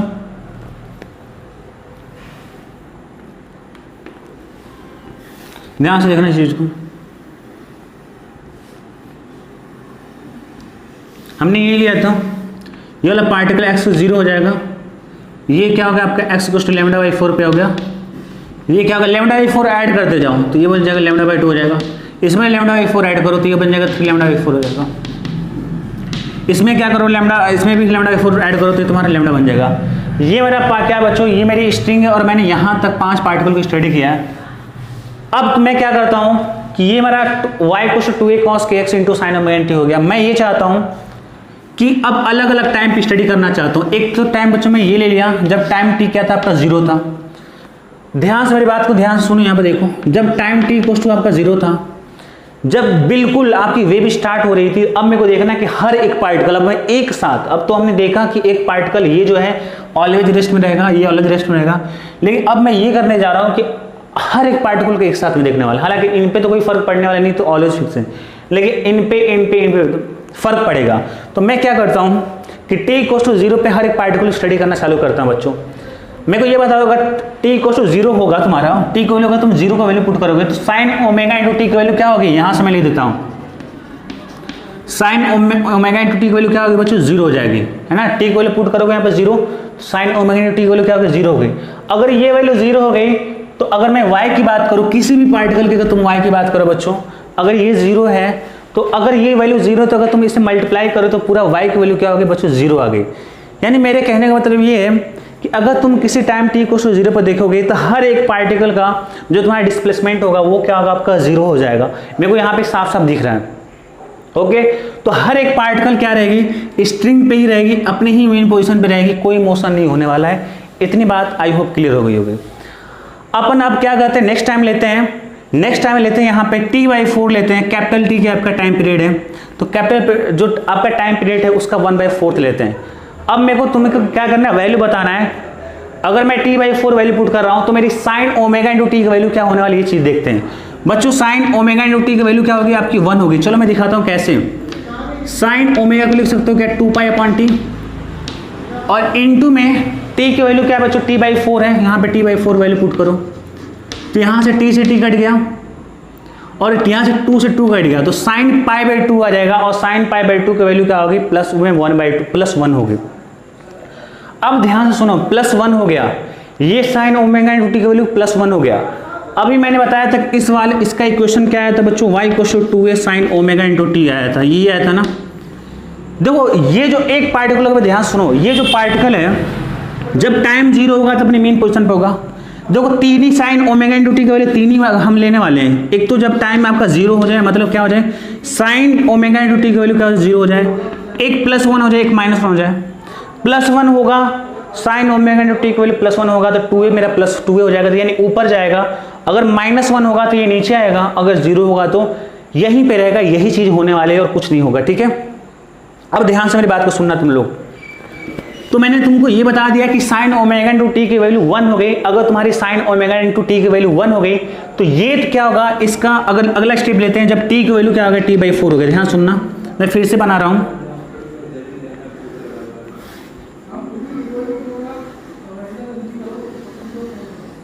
फिर से देखो, जब साइन ओमेगा इंटू टी की वैल्यू बच्चों क्या होगी, +1 हो गई, तो ये मेरा पार्टिकल गया है x0, ये मेरा चला जाएगा ऊपर चला जाएगा। और कितना ऊपर जाएगा, अपना जितना इसका मैक्सिमम एम्पलीट्यूड है, मान लो कि कितना चला गया, 2a चला गया। मानना क्या है, ऑफकोर्स 2a होगा, ये ऊपर की तरफ जाएगा।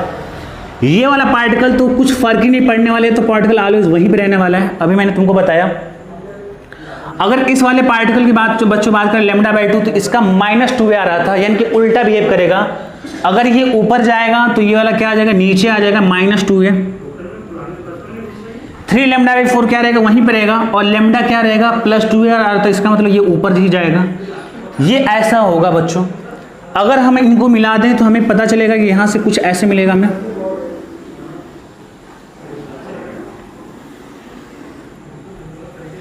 ठीक है, अरे स्पेस काफी चाहिए तो स्पेस कम हो रहा है बच्चों।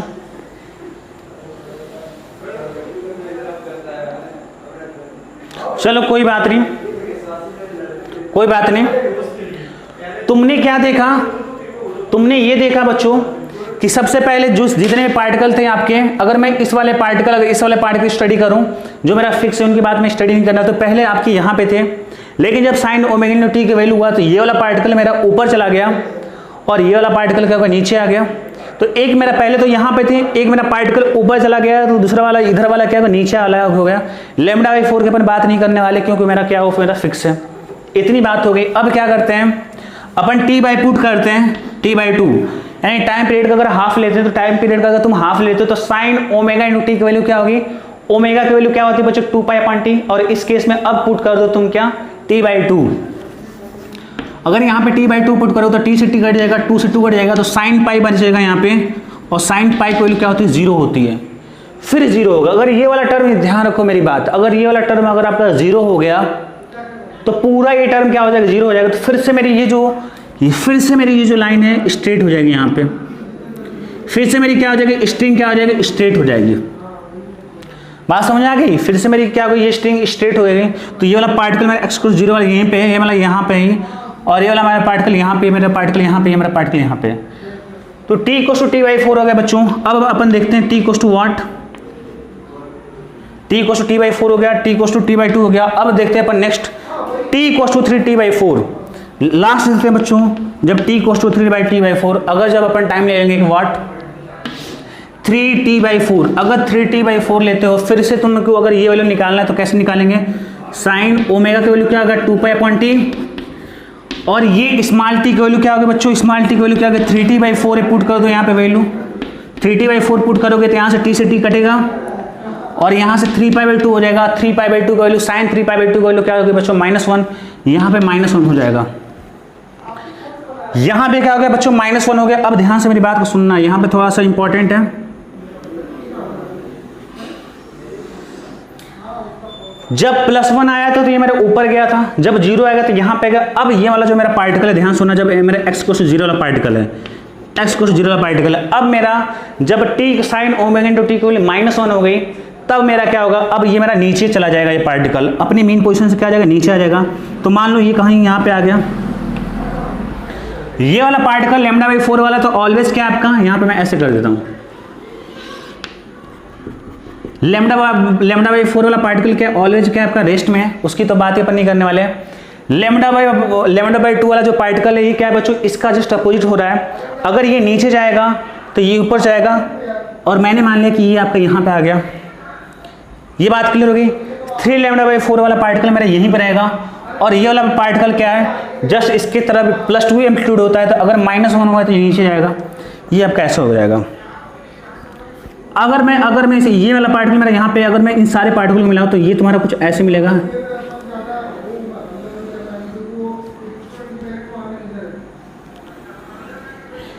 ये आपका देख लो मिल गया। अब तुम्हें ये दिख रहा होगा, यहां से देखना ध्यान से मेरी बात को, पहला वाला पार्टिकल दोनों क्या थे यहाँ पे, इस वाले पार्टिकल और इस वाले पार्टिकल को स्टडी करना, इस वाले पार्टिकल x को 0 वाला और x को λ/2 वाला पार्टिकल स्टडी करना, क्योंकि λ/4 वाला पार्टिकल टाइम पे डिपेंड नहीं कर रहा है, ऑलवेज ये यहाँ पे था, t जब 0 था यहीं पे था, t/4 था तो यहीं पे था, जब t/2 था तो यहीं पे था, 3t/4 था तो वहीं पे था। 3λ/4 वाला पार्टिकल क्या वहीं पे इसे बोलते हैं क्या बच्चों, हम लोग नोड बोलते हैं, ये मेरा क्या होगा नोड होगा, इसको कैपिटल एन से लिखते हैं क्योंकि ये परमानेंटली क्या आपका रेस्ट में है। लेकिन ये जो पार्टिकल स्टडी करना x को 0 x को λ/2 वाला, तो तुमने देखना कि तुम पहले तो दोनों क्या है यहीं पे है 0 0 पे, लेकिन जब नेक्स्ट वाला स्टेप t/4 पे आया तो ये पार्टिकल मेरा अपने मैक्सिमम एम्पलीट्यूड चला गया x को 0 वाला, और x + λ/2 वाला क्या हो गया नीचे आ गया। तो पहले यहाँ पे है, फिर एक ऊपर गया, फिर एक नीचे गया, फिर क्या हो रहा है, फिर से जब t = t/2 आएगा तो फिर से क्या हो गया अपने इस वाले पोजीशन पे आ गए, फिर से जब t = 3t/4 हो गया तो ऐसे हो गए। तो ये क्या हो रहा है, ऐसे ऐसे ऐसे ऐसे हो रहा है, आपका बात समझ में आ गई। तो अब क्या है, यहां से तुम देखोगे, अगर इस वाले पार्ट को देखोगे बच्चों, इस वाले पार्ट को, तो तुम्हारा क्या है, एक तो मेरे पार्ट पहले क्या है ऊपर गया, फिर क्या होगा नीचे चला गया, फिर ऊपर जाएगा नीचे जाएगा, यही होता रहेगा, ठीक है ना। तो ये आपका क्या है बच्चों, आपका स्टैंडिंग वेव ऐसे बनता है। तो अब क्या है कि ये इतना फास्ट होता है कि आप ऑब्जर्व नहीं कर पाओगे, ये इतना फास्ट होता है कि ऑब्जर्व करना मुश्किल हो जाएगा। तो जो इतना फास्ट होगा तो तुम्हें ऐसे नहीं दिखाई देगा, तुम्हें कुछ ऐसे दिखाई देगा, ध्यान से देखो, तुम्हें कुछ ऐसे दिखाई देगा। ये वाला पार्टिकल तुम्हारा क्या कि ये पहले तो ऐसे था, चलो बस इतना ही देखो, ठीक है। अब ये इतना फास्ट होगा, ये ऊपर नीचे इतना फास्ट होगा कि तुम्हें हमेशा लगेगा कि ऐसे एक लूप बन रहा है, ऐसे बोलते हैं लूप, ऐसे ऐसे ऐसे ऐसे बनता रहेगा, ऐसे ऐसे ऐसे ऐसे। मतलब ये पार्टिकल तुम्हारे ये क्या है, रियल दोनों पॉइंट क्या फिक्स है, और ये क्या है, ये वेव ऊपर नीचे ऊपर नीचे ऊपर नीचे हो रही है, ये वाला पार्ट ऊपर नीचे हो रहा है, ऊपर नीचे हो रहा है। तो ये आपका कंबाइन आपका डायग्राम ऐसा बनेगा। तो जनरल डायग्राम हम बना देते हैं। आई होप एक एक पार्टिकल तुम्हें समझ में आ गया होगा। अब थोड़ा सा तुमको बता देते हैं कि जनरल डायग्राम इसका कैसा बनेगा, ठीक है।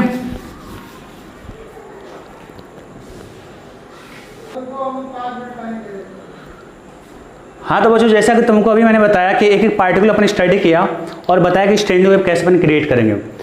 तो अब ये वेव इतनी फास्ट होगी ना बच्चों, इतनी फास्ट होगी कि तुम्हें ऐसा नहीं दिखाई देगा, तुम ऐसा नहीं कि तुम इसको सिंगल ऐसे तुम ऑब्जर्व कर पाओगे कि तुम्हारी ऐसे वेव जा रही है, तुम्हें एक साथ में दिखाई देगा। तुमने ये देखा कि ये पार्टिकल पहले तो एक्सट्रीम पे गया, फिर मीन पोजीशन पे आएगा, फिर नीचे आएगा, तो फिर नीचे वाला तुमको कुछ ऐसे बनता हुआ दिखाई देगा। तो थोड़ा सा अच्छे से बना लेना, सिमेट्रिकल बिल्कुल ही, ठीक है।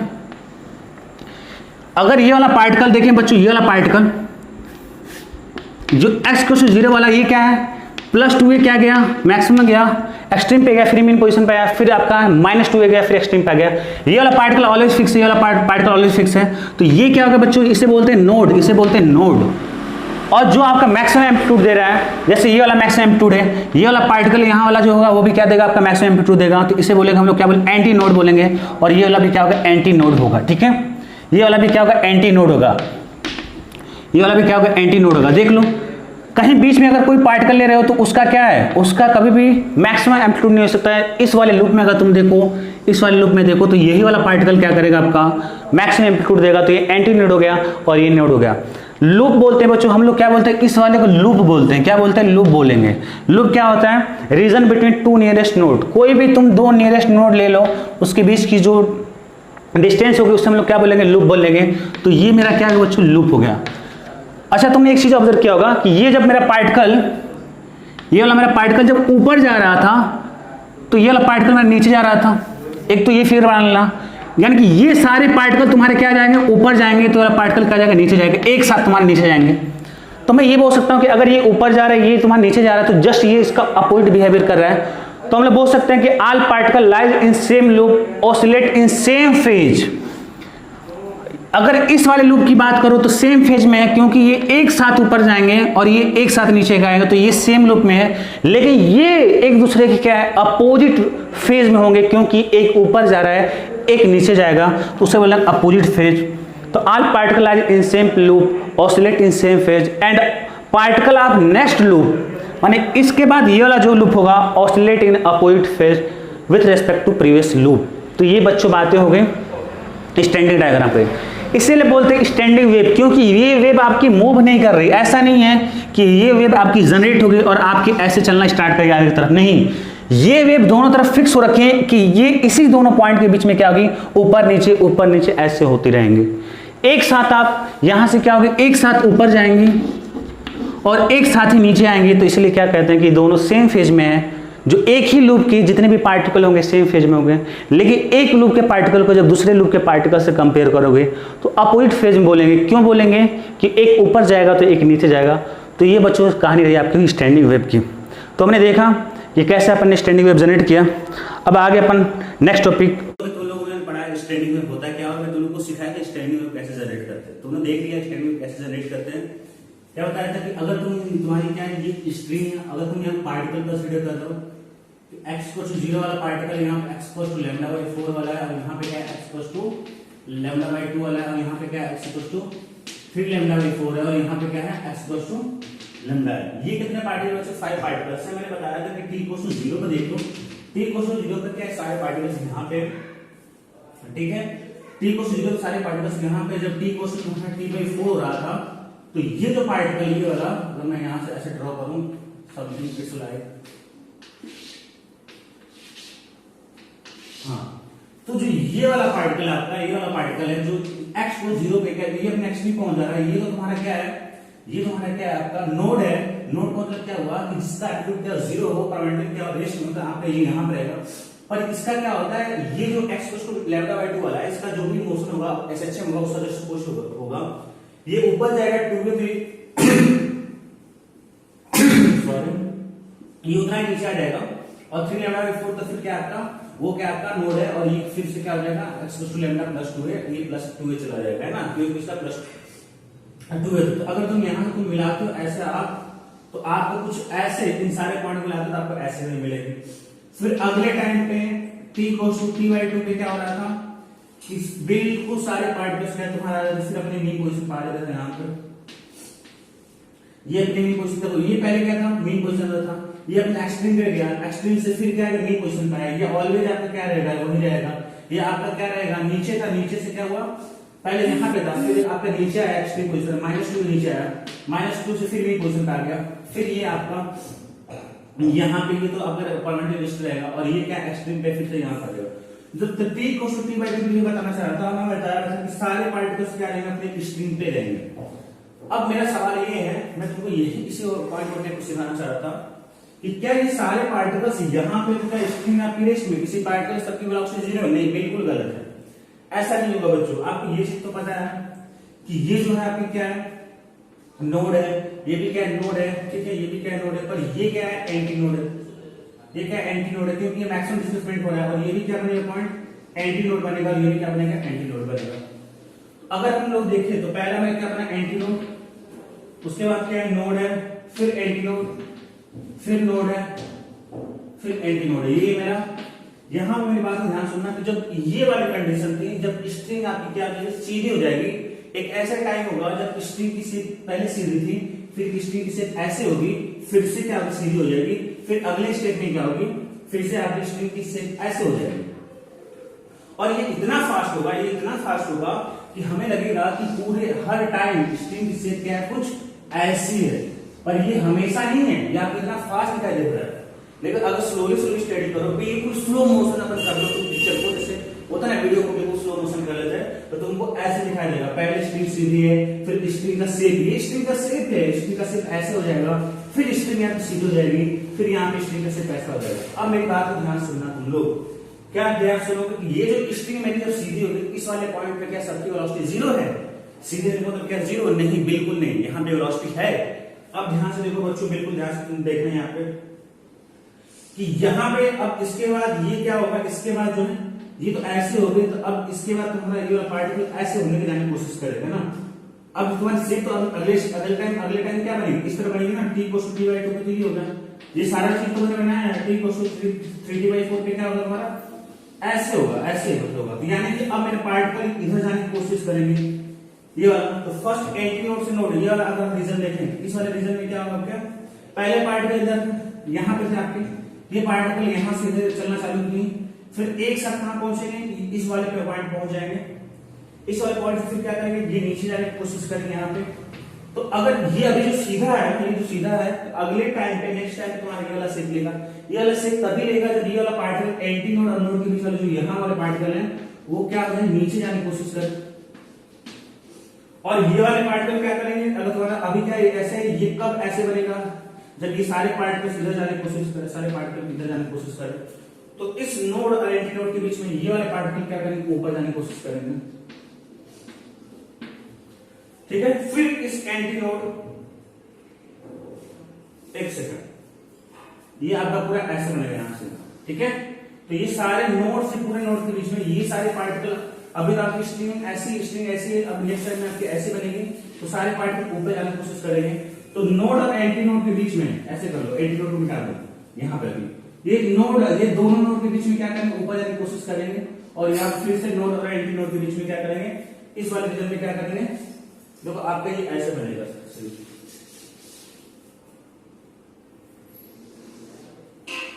अभी ये ऐसी स्ट्रिंग सीधी होगी, नेक्स्ट टाइम क्या होगी कि ये जितना अभी था ये ऐसे था, तो नेक्स्ट टाइम उसका रिवर्स हो जाएगा, यानी कि इस केस में तो ऐसा रहेगा, और फिर ये पूरा यहां से नोड तक, यहाँ इस नोड से लेकर इस नोड तक ऊपर में शेप आ जाएगा, और फिर इस नोड से एंटी नोड में नीचे हो जाएगा, फिर इस एंटी नोड से नोड में ऐसे हो जाएगा।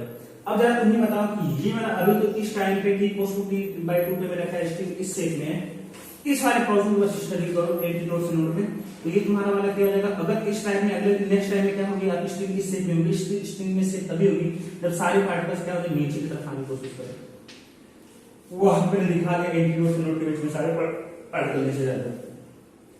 इस नोड से लेकर इस नोड तक पहले तो स्ट्रिंग यहां से यहां तक सीधी है, लेकिन अब यहां से यहां तक में स्ट्रिंग की शेप ऐसे हो गई है। स्ट्रिंग की शेप ऐसे होने का मतलब क्या है कि ये जो सारे पार्टिकल्स से ऊपर जाने की कोशिश कर रहे थे, तभी तो कोशिश कर रहे थे, नेक्स्ट टाइम ये ऊपर गए। फिर नोड से इस नोड से अगर हम देखें, हम इस नोड से इस एंटी नोड के बीच में इस नेक्स्ट टाइम में अगले स्ट्रिंग से मेरी ऐसे हो जाएगी, तो ये आपका ऐसे नीचे हो जाएगा, ऐसे बात समझ आ रही है। तो ये मैंने पार्टिकल की वेलोसिटी बता दी आपको इस तरह। तो ऐसे नहीं कि ये स्ट्रिंग अगर सीधी तो वेलोसिटी सबके जीरो नहीं, वो अपने आप वेलोसिटी में है, उनके पास वेलोसिटी है, पर ये वाला पोर्शन नीचे जाने की कोशिश कर रहा है, और ये वाला पोर्शन क्या हो रहा है, ऊपर जाने की कोशिश कर रहा है, फिर ये वाला पोर्शन नीचे जाने की कोशिश कर रहा है, ठीक है। तो ये बात है। तो अब से याद रखना, कल को अगर कोई पूछता है स्ट्रिंग क्या सीधे होगी तो वेलोसिटी जीरो नहीं भाई, वेलोसिटी जीरो नहीं है। अगर वेलोसिटी जीरो हो जाएगी यहाँ से, खुद जरा सोचो कि यहाँ पे अगर सीधी हो गई, सबकी वेलोसिटी जीरो हो गई, तो नेक्स्ट टाइम में तो तुम्हारी इससे बन ही नहीं पाएगी। इससे तभी बनेगी स्ट्रिंग की जब वो आप मूव करेंगे। इतनी बात होगी। मैंने क्या बताया तुम लोगों को कि जितने भी आपके एक लूप में, एक लूप का मतलब क्या, दो नोड के बीच की डिस्टेंस, तो सारे पार्टिकल क्या होते हैं, सेम फेज में होते हैं। देखो एक ही साथ ऊपर जाएंगे, एक ही साथ नीचे जाएंगे, एक इस रीजन के बीच में एक साथ नीचे, इस रीजन के बीच में एक साथ ऊपर, एक साथ नीचे, ऐसे होता है। और मैंने बताया था कि एक लूप से दूसरे लूप के बीच में जो न्यूक्लियर का फेज डिफरेंस होता है फाई, वो कितना होता है, पाई होता है। पाई का मतलब समझ लो जस्ट उल्टा। तो अगर ये ऊपर जाएगा तो नीचे जाएगा, ये नीचे जाएगा तो एक ऊपर जाएगा। यही तो होता है स्टैंडिंग वेव में। तो स्टैंडिंग वेव में क्या, इसका नाम क्यों पड़ा स्टैंडिंग वेव बच्चों, कि ये जो वेव होती है क्या होती है, कि ये जो वेव है क्या, कि इसी ये मतलब ये वेव मूव ही नहीं कर रही है। अगर मैंने यहां से यहां तक मैंने पकड़ लिया तो ये वेव क्या है कि इतने ही शेप में, इतने ही मतलब डिस्टेंस में इस तरह का राका शेप बना रही है, ऐसे ऐसे ऊपर। तो किस तरह का बनता है शेप आपको दिखाई देगा, जिससे हम लोग बोलते हैं ये नोड है, दो नोड के बीच में डिस्टेंस λ/2 होता है, और ये अपन बोलते हैं लूप। तो ऐसे ऐसे आपकी होती रहेगी, ऐसे ऐसे आपकी होती रहेगी। बात सुनना है आपकी। और हम बात करें अगर फिक्स करते दोनों के, तो ऐसे ऐसे ऐसे ऐसे आपकी वेव होती रहेगी ऊपर नीचे। देखो क्या है हमारा मेन क्वेश्चन पे, अभी मैं एक लूप की बात कर रही हूं। तो नोड है, ये नोड है मेरा, क्योंकि मेरा फिक्स है, वहां मूव नहीं करेगा, उसके बीच में मैं मूव करा रहा हूं। तो अब क्या कह रहा हूं, ये क्या ऊपर गया, अभी क्या मेन क्वेश्चन पे एक नोड की बात है। एक साथ क्या हो रहा है, एक साथ मेरा अगर मैं पार्टिकल हर एक पॉइंट को सोचो, मेरे पार्टिकल यहाँ पे, तो एक साथ अपने एक्सट्रीम पे पहुंचे, एक्सट्रीम से फिर क्या मेन क्वेश्चन पे, और एक साथ नीचे जाएंगे, और फिर एक साथ ही मेन क्वेश्चन पाएंगे। तो ऐसे इतनी फास्ट होगी कि आपको लगेगा कि ऐसे ऐसे ऐसे ऐसे लूप बनता हुआ दिखाई देगा, ऐसे ऐसे लूप बनता हुआ दिखाई देगा। स्टैंडिंग वेव, ये स्टैंडिंग वेव है। लेकिन अगर वहीं पे ट्रेवलिंग वेव होती है, वो आपकी ऐसे ऐसे ऐसे ऐसे चलना चालू करे, वो क्या करेगी, चलेगी ऐसे। तो उसमें क्या होता है, एनर्जी मूव करते हैं, ट्रेवल करती है। पर यहाँ पे एनर्जी क्या होगी आपकी, यहाँ पे एनर्जी क्या करेगी आपकी, नेट एनर्जी की ट्रांसफर 0 हो जाएगा, ठीक है ना। और हमेशा याद रखना स्टैंडिंग वेव सुपरपोजिशन से बन रही थी, इंटरफेरेंस का पार्ट है, तो दो वेव जब तक नहीं मिलेगी आइडेंटिकल नेचर में, और वो भी अपोजिट हो, जिसका एम्पलीट्यूड और फ्रीक्वेंसी से मतलब तक आपकी बनेगी नहीं। तो ये एक पॉइंट बताना था फिगर में डाल करके, ये आप लिख लो, इसी को बता के फिर से मैंने फिगर बनाया है, ठीक है। तो ये बात आपको क्लियर हो गई होगी। अब क्या करते हैं हम लोग, तो सब कुछ तुमको बताएंगे। अगर मैं फिर से बार रिपीट करूं स्टैंडिंग वेव में, तो स्टैंडिंग वेव कब बनती है बच्चों, जब आपकी दो वेव क्या होती है, आइडेंटिकल और एक दूसरे के अपोजिट डायरेक्शन में मूव करें, एम्पलीट्यूड और फ्रीक्वेंसी क्या होनी चाहिए, सेम होनी चाहिए, तब होगी बनेगी। अभी मैं अपन एक बार क्या करते हैं कि तुमको डिफरेंस दोनों सिखा देते हैं कि ट्रेवलिंग वेव और आपके स्टैंडिंग वेव का डिफरेंस है। उसके बाद हम लोग आगे बढ़ेंगे, ठीक है ना, उसके बाद न्यूमेरिकल्स करेंगे, ठीक है।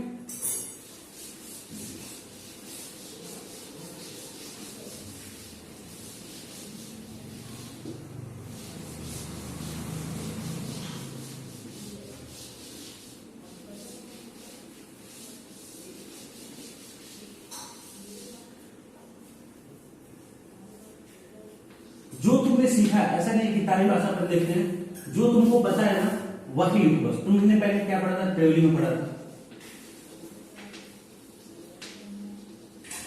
ठीक है। उसके बाद तुमने क्या पढ़ा था, स्टैंडिंग में। मैं चाहता हूं कि आप खुद बताओ कि डिफरेंस क्या है, खुद। ट्रेवलिंग और स्टैंडिंग में तुमने पढ़ा था, तो ट्रेवलिंग पे हमने देखा था, अगर ट्रेवलिंग वे में हमने देखा था, उसका जो इक्वेशन होता था y f of x minus x upon v, उसी का सिंपल हार्मोनिक में बनाया था हम लोगों ने स्पेशल के। तो वो हो रहा था equation y a sin omega into t minus में kx, और यहां पे क्या आया था बच्चों, y का 2a cos kx sin omega into, ये आ रहा था।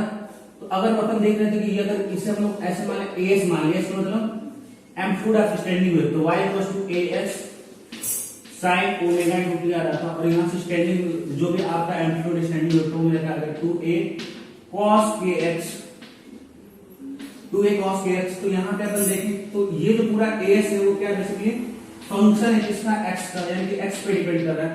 पर ये वाला a क्या आपका एम्पलीट्यूड, क्या आपका कांस्टेंट है, ये एम्पलीट्यूड क्या कांस्टेंट। तो हमें देखो एक क्या क्या, देखो डिफरेंस क्या है ना, तुम्हें याद नहीं करना, लॉजिकली याद करो। इस इक्वेशन को देखते हुए सोच लो क्या क्या डिफरेंस हम लोग लिख सकते हैं। पहले तो तुम खुद से लिखना, खुद समझो फिर समझो। पहला क्या डिफरेंस अगर तुम लिखना चाहो तो इसमें क्या होता है, एनर्जी ट्रेवल करते हैं।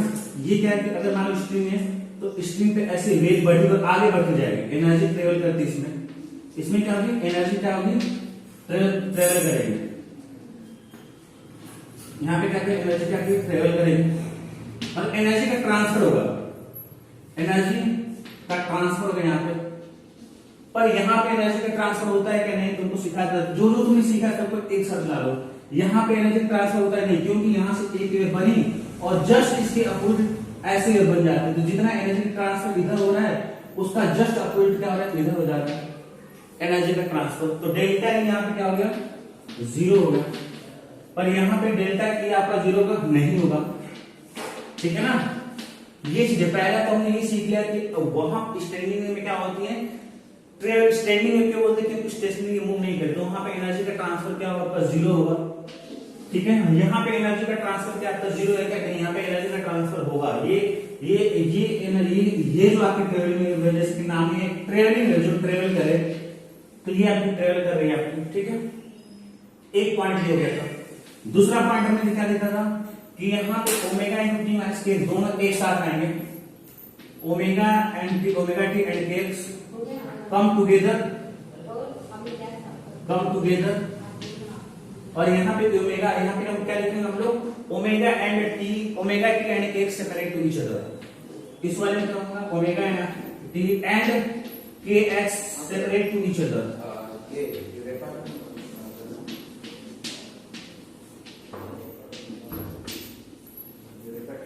अभी तक देखो बच्चों, मैंने कुछ याद कराया कहीं याद नहीं है, जब ये चीज बिल्कुल याद करने की जरूरत नहीं, जो तुमने सीखा है सबको एक ही साथ कर देता। पर यहाँ पे ट्रेवलिंग में एनर्जी का ट्रांसफर होगा, इसलिए एनर्जी ट्रांसफर जीरो ना होने मतलब क्या, एनर्जी का ट्रांसफर होगा। स्टैंडिंग में एनर्जी का ट्रांसफर नहीं होगा। दूसरी बात हमें यहाँ से देख लग रहा है कि इस वाले ट्रेवलिंग की बात करें अपन, तो ओमेगा टी और के एक्स अलग अलग है, पर यहाँ पे ओमेगा टी और के एक्स क्या हो गया, अलग अलग हो गया। यहाँ पे क्या एक साथ है, तो याद करना है कि जब एक साथ होगा तो आपका ट्रेवलिंग होगा, लेकिन जब वो अलग अलग हो जाएगा तो उसका ट्रेवलिंग वाला जो नेचर है छिन जाएगा। इसको अगर तुम अलग अलग करते तो उसका जो ट्रेवलिंग वाला नेचर क्या हो जाएगा, छिन जाएगा, ठीक है ना। तो यहाँ पे छिन गया उसका ट्रेवलिंग वाला नेचर, तो ओमेगा टी और के एक्स कम टुगेदर यहाँ पर है, वहां पे ओमेगा टी और के एक्स सेपरेट पूछा था। एक बात ये होगी। अच्छा बच्चों, और तुम्हें कुछ दिख रहा है क्या, हाँ एक चीज और दिख रहा है कि यहाँ पे फ्रीक्वेंसी की बात करें ओमेगा, और यहाँ पे फ्रीक्वेंसी बात करो ओमेगा, तो सेम है।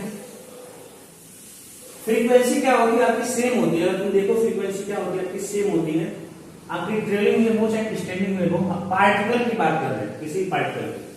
अगर तुम किसी भी पार्टिकल, अगर मान लो तुम्हारा ट्रेवलिंग वेव है, तो अगर आप इस तक कोई भी पार्टिकल तुम ले रहे हो, ऐसे देखो कोई भी पार्टिकल दे रहे हो, वो यहाँ से जो कंपेयर किया वो सही नहीं है, यहाँ पर अलग अलग कर दो, तो जितने पार्टिकल बच्चों सबकी फ्रीक्वेंसी क्या आपकी सेम होगी, ओमेगा सबके लिए सेम है।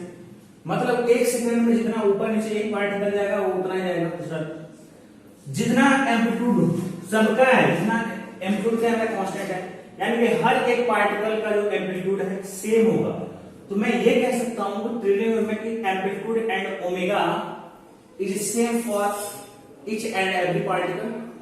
अब ये तो मत सोचना कि सर इस वाले पार्टिकल का तो ये यहाँ पे है मैक्स एम्पलीट्यूड और इस वाले के यहाँ पे, ऐसा नहीं है। अगले टाइम हो सकता है कि ये जब वेव आगे बढ़ेगी तो आपका ये वेव ऐसे बनेगा, तो फिर से ये आपका मैक्स एम्पलीट्यूड यहाँ पर आ जाएगा। ये दो पॉइंट लिख लो, फिर मैं अगला सिखाता हूँ तुम्हें।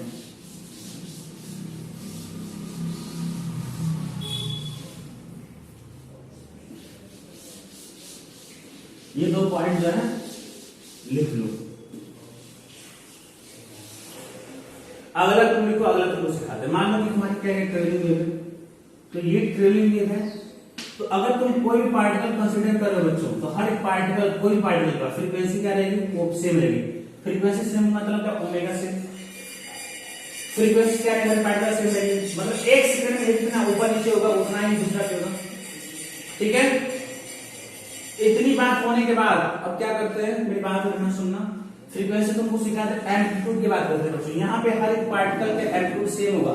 ऐसा नहीं है कि ये ए चला गया तो ये यहाँ पे ए से कम रहेगा। ये अभी तुमको दिख रहा है कि ये यहाँ पे, लेकिन ये वेव मेरी क्या करे, ट्रेवल करे, तो नेक्स्ट टाइम मेरी क्या होगी, ये ऐसे कुछ पहुंच जाएगी।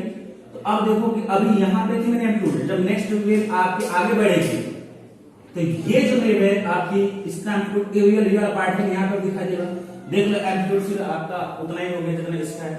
तो एम्पलीट्यूड यहाँ पे क्या होता है, सबका सेम होता है, पर यहाँ पे कभी ऐसा नहीं होता, क्योंकि पार्टिकल की आपकी वेव बढ़ नहीं रही, आपकी वेव क्या हो रही है, बढ़ नहीं रही। मतलब हर पार्टिकल इतना, या तो इतना ही जाएगा ये, और ये इतना ही जाएगा, क्योंकि ये वेव ट्रेवल नहीं कर रही है। तो ये इतने रेंज के बीच में लाई करेगा, ठीक है ना। ये यहाँ पे स्टेशनरी रहेगा, ये टू वे जाएगा और ये इनके बीच में रहेगा। तो एक तो बात हमें साफ साफ समझ में आ रही है कि हर एक पार्टिकल का एम्पलीट्यूड डिफरेंट है। और मैं यहाँ से देख सकता हूँ 2a cos kx से मेरा है, 2a cos kx से मेरा क्या है, एम्पलीट्यूड है as, और ये क्या है मेरा फंक्शन है किसका, s का। s का फंक्शन का मतलब क्या, x मतलब क्या, पोजीशन ऑफ पार्टिकल, पार्टिकल की पोजीशन में चेंज करेगा एम्पलीट्यूड, मतलब अलग अलग पार्टिकल के अलग अलग एम्पलीट्यूड होगा पर फ्रीक्वेंसी सेम रहेगी, याद रखना। तो हमने एक तो नीचे ये पॉइंट पा लिया कि स्ट्रेलिंग वेव में चाहे स्टैंडिंग हो, फ्रीक्वेंसी दोनों की सेम है, पर फर्क क्या है, इसका एम्पलीट्यूड भी सेम है, इसका एम्पलीट्यूड सेम है पर इसका एम्पलीट्यूड डिफरेंट है। इसका एम्पलीट्यूड सेम होने का रीजन क्या है कि वेव आगे ट्रेवल कर रही है तो नेक्स्ट टाइम उसका एम्पलीट्यूड जितना मिलना चाहिए उतना मिल जा रहा है। और यहाँ से इक्वेशन को देख के भी तुम समझ सकते हो, ऐसे मैंने फिगर बता के समझा दिया। आप चाहो तो इस वाले टर्म को देख के देखो, तो ये तो मेरा एम्पलीट्यूड कांस्टेंट है, पर ये जब a sin ओमेगा से कंपेयर करेंगे तो ये फंक्शन है 2a cos kx। और हमने बताया था कि x की वैल्यू जब λ/4 हो, 3 λ/4 हो, 5 λ/4 तो मिनिमम एम्पलीट्यूड होगा। जब s की वैल्यू λ/2 हो, λ/3 λ/2 हो तो मैक्सिमम एम्पलीट्यूड होगा। और इसके सिवाय 2a और 0 के बीच में आपकी लाई करेगी, ये मैंने चीजें बताई थी। तो एक तो मैं सीख लिया एम्पलीट्यूड और फ्रीक्वेंसी क्या हो जाएगी, सेम होगी। तो तीसरा पॉइंट आप लोग लिख लो, इसको फिगर बनाना चाहो तो बना लेना, हालांकि सारी चीजें बना दी गई है। कि तीसरा पॉइंट है amplitude and frequency, amplitude and frequency of each and every particle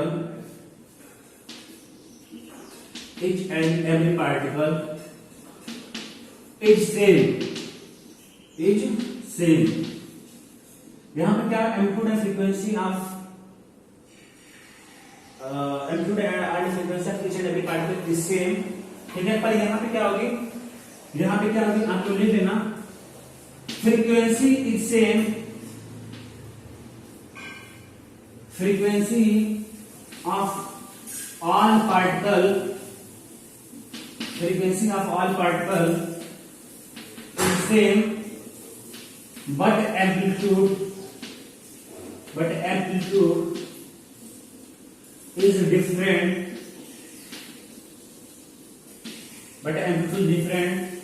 for different particle। आप मेरी बात समझ पा रहे हो, हर एक पार्टिकल की एम्पलीट्यूड क्या है बच्चों, डिफरेंट होगी, है ना। हर एक पार्टिकल की एम्पलीट्यूड क्या होगी, डिफरेंट होगी। किसी का 2a होगा, किसी का 0 होगा, किसी का उसके बीच में लाई करेगा। तो एक तो हमने ये भी सीख लिया। अब तक मैंने क्या सीखा है कि एनर्जी की ट्रांसफर इसमें 0 हो जाएगा, एम्पलीट्यूड आपकी डिफरेंट होगी, इतनी बात तुमने। और एक चीज तुम चाहो तो सीख सकते हो कि इसमें जो है पार्टिकल का जो भी आपका फेज है, या तो इसमें 0 होगा या तो 2 पाई होगा। लेकिन यहाँ पे आपका फेज जो आ रहा था बच्चों, क्या आ रहा था, अगर पार्टिकल का देखें तो क्या फेज आ रहा था, अगर वो सेम लूप में है, अगर क्या है वो सेम लूप में है तो उसका फाई क्या होगा, 0 होगा। लेकिन एक इस पार्टिकल को देख रहे हो और नेक्स्ट टाइम में मतलब इस लूप के पार्टिकल को कंपेयर करो इस वाले पार्टिकल को, तो आपको यहां से क्या दिखेगा, मान लो इस वाले पार्टिकल को आप नेक्स्ट लूप वाले पार्टिकल से कंपेयर कर रहे हो तो इनके बीच में फेज डिफरेंस का पाई हो जाएगा। क्यों हो जाएगा, क्योंकि ऊपर जाएगा तो नीचे जाएगा, तब तो पाई हो जाएगा। लेकिन इसी पार्टिकल के हिसाब से देख रहे हो तो आपका फाई 0 हो जाएगा, क्योंकि फाई 0 मतलब क्या, उसकी पोजीशन सेम हो, मतलब एक ही पोजीशन पे हो। एक ही पोजीशन बेहतर नहीं होगा बोलना, मतलब एक ही डायरेक्शन में हो, मतलब ये अपने मेन पोजीशन पे है तो ये भी मेन पोजीशन पे है। अगर ये एक्सट्रीम पे जितने टाइम पे जा रहा है वो भी एक्सट्रीम पे जाए तो ये हुआ फाई। फेज डिफरेंस 0 का मतलब क्या, कोई फेज नहीं, कोई भी दोनों में समानता बिल्कुल है, सिमिलैरिटी है। और 5 का मतलब क्या, सिमिलैरिटी क्या है, बिल्कुल जस्ट अपोजिट है। मतलब कि अगर मैं 5 फेज डिफरेंस 5 मतलब क्या, इस वाले पार्टिकल इस वाले पार्टिकल का फेज डिफरेंस 5 मतलब क्या, जस्ट अपोजिट। मतलब अगर ये वाला पार्टिकल अपन देखें तो ऊपर जा रहा है, ये वाला पार्टिकल नीचे जाएगा, ये वाला पार्टिकल ऊपर जा रहा है, ये वाला पार्टिकल नीचे जाएगा। लेकिन इसी पार्टिकल के से कंपेयर करो तो ये अगर मेन पोजीशन पे है, सारे मेन पोजीशन पे है, तो ये एक साथ बढ़ेगा और एक साथ ही आपके स्क्रीन पहुंच जाएंगे। तो यहाँ पे या तो फेज डिफरेंस पार्टिकल की बात करें, पार्टिकल का फेज डिफरेंस या तो 0 होगा या तो पाई होगा। आपको समझ में आएगा 0 कब होगा, पाई कब होगा। पाई तब होगा आप जब एक लूप के पार्टिकल का दूसरे लूप के पार्टिकल से क्या कर रहे हो, आप कंपेयर करो। 5 जब 0 तब होगा जब एक ही पार्टिकल के एक ही लूप के पार्टिकल। अब देखो तुम लोग चौथा पॉइंट ये देख लो, आप चौथा पॉइंट आप ये देख लो कि इसमें ट्रेलिंग वेव में ऐसा नहीं कि सारे पार्टिकल क्या हो जाए कि एक ही साथ अपने क्या हो जाए एक्सट्रीम पे पहुंचे, एक ही साथ मीन पे पहुंचे, नहीं। अभी क्या है कि इस टाइम देखें तो ये वाला पार्टिकल क्या है अपने एक्सट्रीम पे है और ये वाला पार्टिकल क्या है अपने एक्सट्रीम पे नहीं है, वो नेक्स्ट टाइम में जब वेव ट्रेवल करेगा तब अपने एक्सट्रीम पे जाएगा। तो इसमें क्या है कि हर एक पार्टिकल क्या है, जरा देखो ना यार, ऐसे देखो अच्छे से, ऐसे हो, ठीक है। तो अभी क्या है इस स्टेट में बात करते हैं, पार्टिकल एक्सट्रीम पे और ये वाला पार्टिकल भी यहाँ पे, और ये भी अपने मैक्सिमम एम्पलीट्यूड ए तक जा सकता है और ये भी इसका एम्पलीट्यूड ये होगा, लेकिन ये चला गया पर ये नहीं गया। तो कैसे बोल सकते हो कि ये दोनों में क्या बोल रहा हूँ कि एक साथ अपने एक्सट्रीम पे नहीं जाएंगे और एक साथ मेन पोजीशन पे नहीं जाएंगे, पर यहाँ पे क्या होगा एक साथ ही क्या हो जाएंगे अपने मेन पोजीशन पे जाएंगे और एक ही साथ अपने एक्सट्रीम पे जाएंगे, क्योंकि इस वाला पार्टिकल ये वाला पार्टिकल अगर ये वाला पार्टिकल यहाँ पे जाएगा इधर टाइम में ये वाला पार्टिकल यहाँ पे जाएगा और ये वाला पार्टिकल यहीं तक जा सकता है और ये वाला पार्टिकल यहीं तक जा सकता है। तो ये एक साथ अपने एक्सट्रीम पे पहुंचेंगे और एक ही साथ क्या पहुंचेंगे अपने मेन पोजीशन पे पहुंचेंगे, तो दो एक साथ चलेंगे, पर यहाँ पे आपके एक साथ नहीं हो सकता। तो ये जितने पॉइंट मैंने बताया मैं लिख देता हूँ उनको, अभी जो 2 पॉइंट बताए हैं उसके बाद जो है आपका ये दोनों में आपका difference create I hope clear हो गया होगा।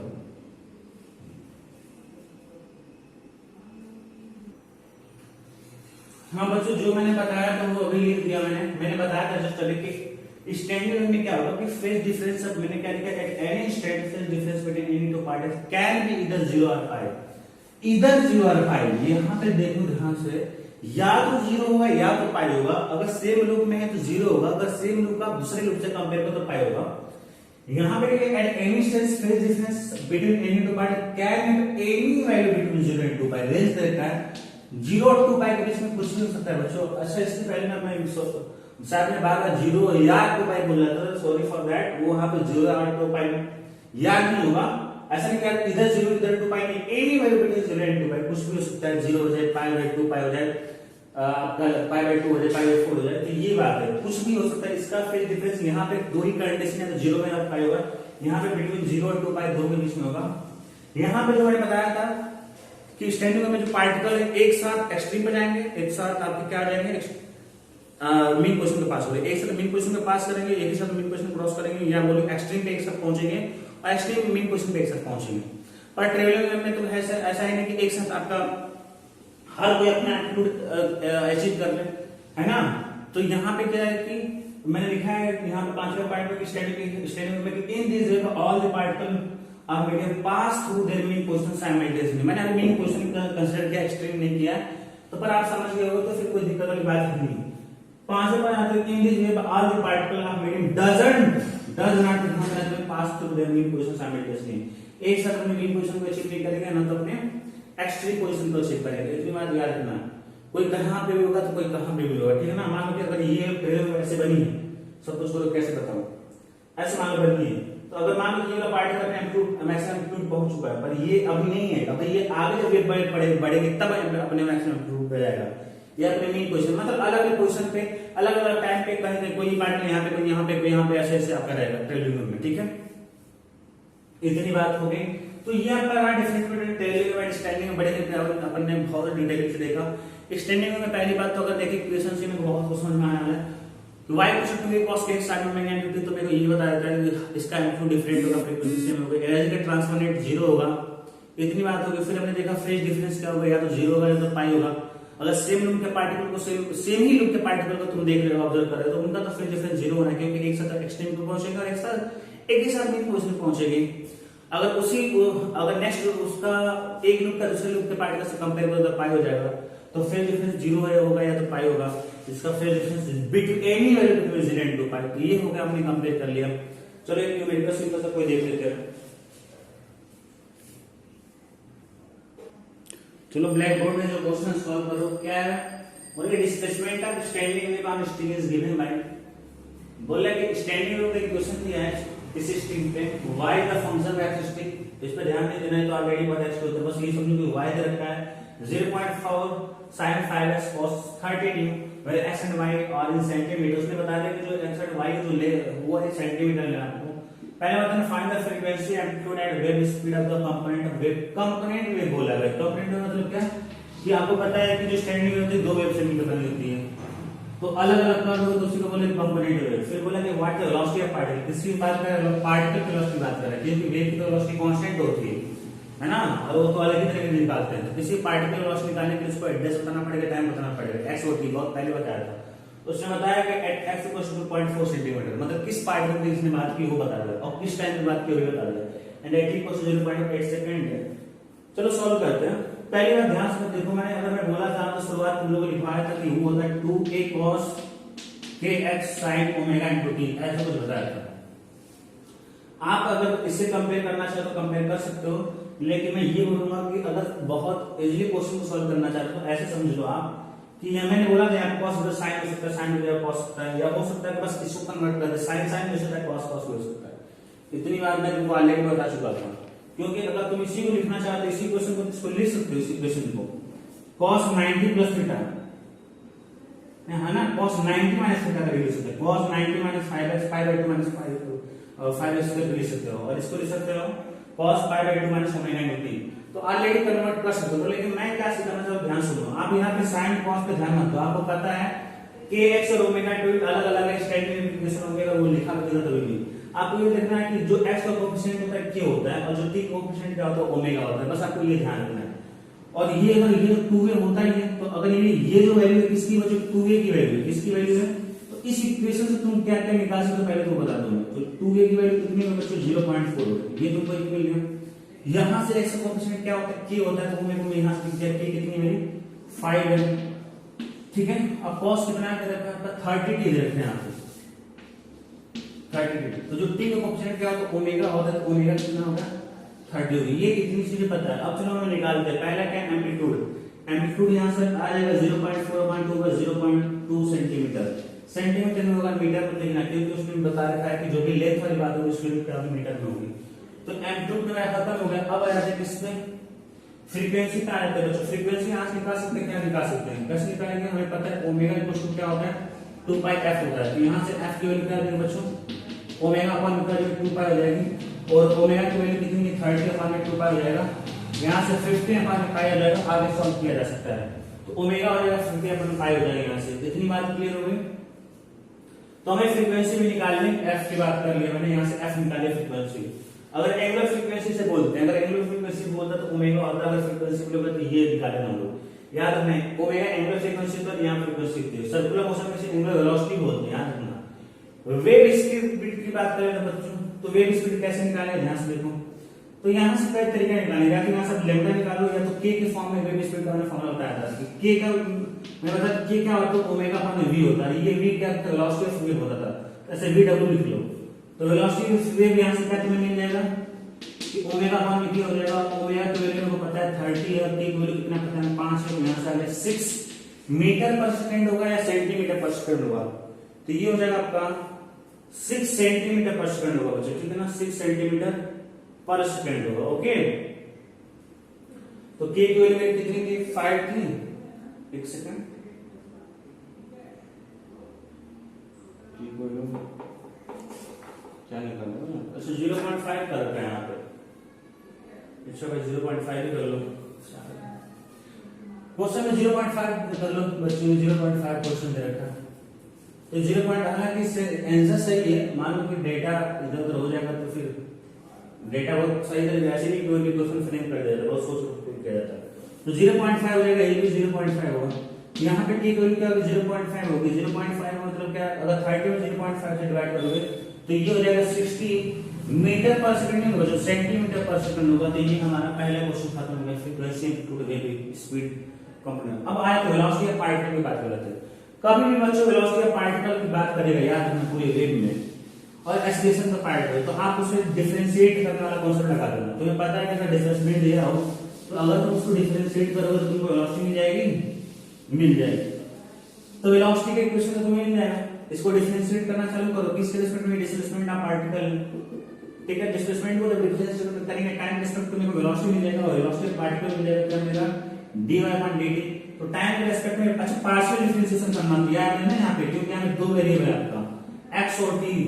जब भी दो वेरिएबल होता है कभी भी x या t या कोई भी दो वेरिएबल, तो वहां पे डिफरेंशिएशन होता है पार्शियल से बोलते हैं पार्शियल, डेल बोलते हैं इसे। ये टाइम के रेस्पेक्ट में हुआ है, दैट मींस का मतलब क्या हुआ कि x क्या आपको यहाँ पे कांस्टेंट है, तो आप पूरे x को क्या करो अभी कांस्टेंट ट्रीट करो, देखो पार्शियल डिफरेंशिएशन हो रहा है, तो पूरे x को तो ये पूरा मेरा होल टर्म क्या हो गया कांस्टेंट हो गया, तो ये मेरा पूरा टर्म क्या हो गया 0.4 sin 0.5x मेरा क्या कांस्टेंट हो गया। cos 30t को तुम डिफरेंशिएट करो तो माइनस sin 30t बनेगा, और माइनस sin 30t बनेगा 30 का करोगे तो फिर तुम्हारा क्या बन जाएगा आपका 30 बाहर आ जाएगा, तो मैं लिख सकता हूँ कि माइनस का 30, इसका डिफरेंशिएशन क्या होगा माइनस का 30 sin 30 इंटू टी, यही होगा ना आपका cos, हमें तो इसी करना है, तो माइनस cos का जब माइनस sin 30t और sin 30t के अंदर करोगे फिर 30 हो जाएगा आपका, तो क्यों ना, और फिर इसके बाद ये टर्म हम लोग मल्टीप्लाई कर देंगे, तो अच्छे से लिखने के लिए क्यों ना पहले हम लोग इसको बाद में लिखते sin 30t को, अभी इसको मैं लिखूंगा बाद में, पहले मैं इसको लिख देता हूँ थोड़ा अच्छा रहेगा, तो 0. ये क्या है 0.4 sin 5x ये हो गया, और क्या मैंने छोड़ा था sin छोड़ा था sin 30t ये हो गया। तो अगर इसको तुम सॉल्व करते हैं यहां से तो तुम्हें मिल जाएगा जो पॉइंट से 0 कट गया 4 के बाद में माइनस का 12 sin हो जाएगा आपका 0.5x, और ये हो जाएगा sin 30 इंटू होगा। अब क्या होगा कि वेलोसिटी ऑफ पार्टिकल है -12 sin 0.5 into x sin 30t, ये इक्वेशन आ गया। मतलब अगर आप अलग अलग x की वैल्यू अलग अलग डालोगे अलग अलग टाइम तुम्हें हर एक पार्टिकल वेलोसिटी मिल जाएगी। x की अलग अलग वैल्यू डालने का मतलब क्या होगा कि आप जो है कहीं ना कहीं आपने डिफाइन ये कर दिया, आपने ये डिफाइन कर दिया उस पार्टिकल को पोजीशन डिफाइन कर दिया। तो इस टाइम में पूछा है x की वैल्यू 2.4 पुट कर दो बच्चों यहाँ पे, तो अगर x की वैल्यू यहाँ पे 2.4 पुट कर दो और यहाँ पे डी वैल्यू कितनी पुट करनी है, देखो सेंटीमीटर में ध्यान रखना, और ऑलरेडी सेंटीमीटर में देखता है, तो अगर मीटर में दिया रहता है तो कन्वर्ट करना पड़ेगा, और टी को क्या करो 0.8 डाल दो, तो यहाँ से क्या आ जाएगा माइनस का 12, निकाल के देता हूँ वेलोसिटी ऑफ पार्टिकल की वैल्यू माइनस का 12 sin 0.5 को 2.4 से मल्टीप्लाई करोगे 0.5 मतलब 1/2 2.4 का हाफ हो जाएगा 1.2, ये हो जाएगा 1.2 हो जाएगा, और ये हो जाएगा sin 30 इंटू में 0 से पॉइंट खत्म 8 24 24 हो जाएगा sin 24, तो ये वेलोसिटी ऑफ पार्टिकल लगेगा जो माइनस का 12 sin 1.4 2 इंटू में sin 24, ठीक है ना, ये आपके आंसर हो गया। अब क्या है कि इसका वैल्यू आपको एग्जाम में दिया होगा नहीं दिया होगा, तो यहीं पे आपको ऐसे कुछ ऑप्शन देगा, आपका क्वेश्चन सॉल्व हो जाएगा।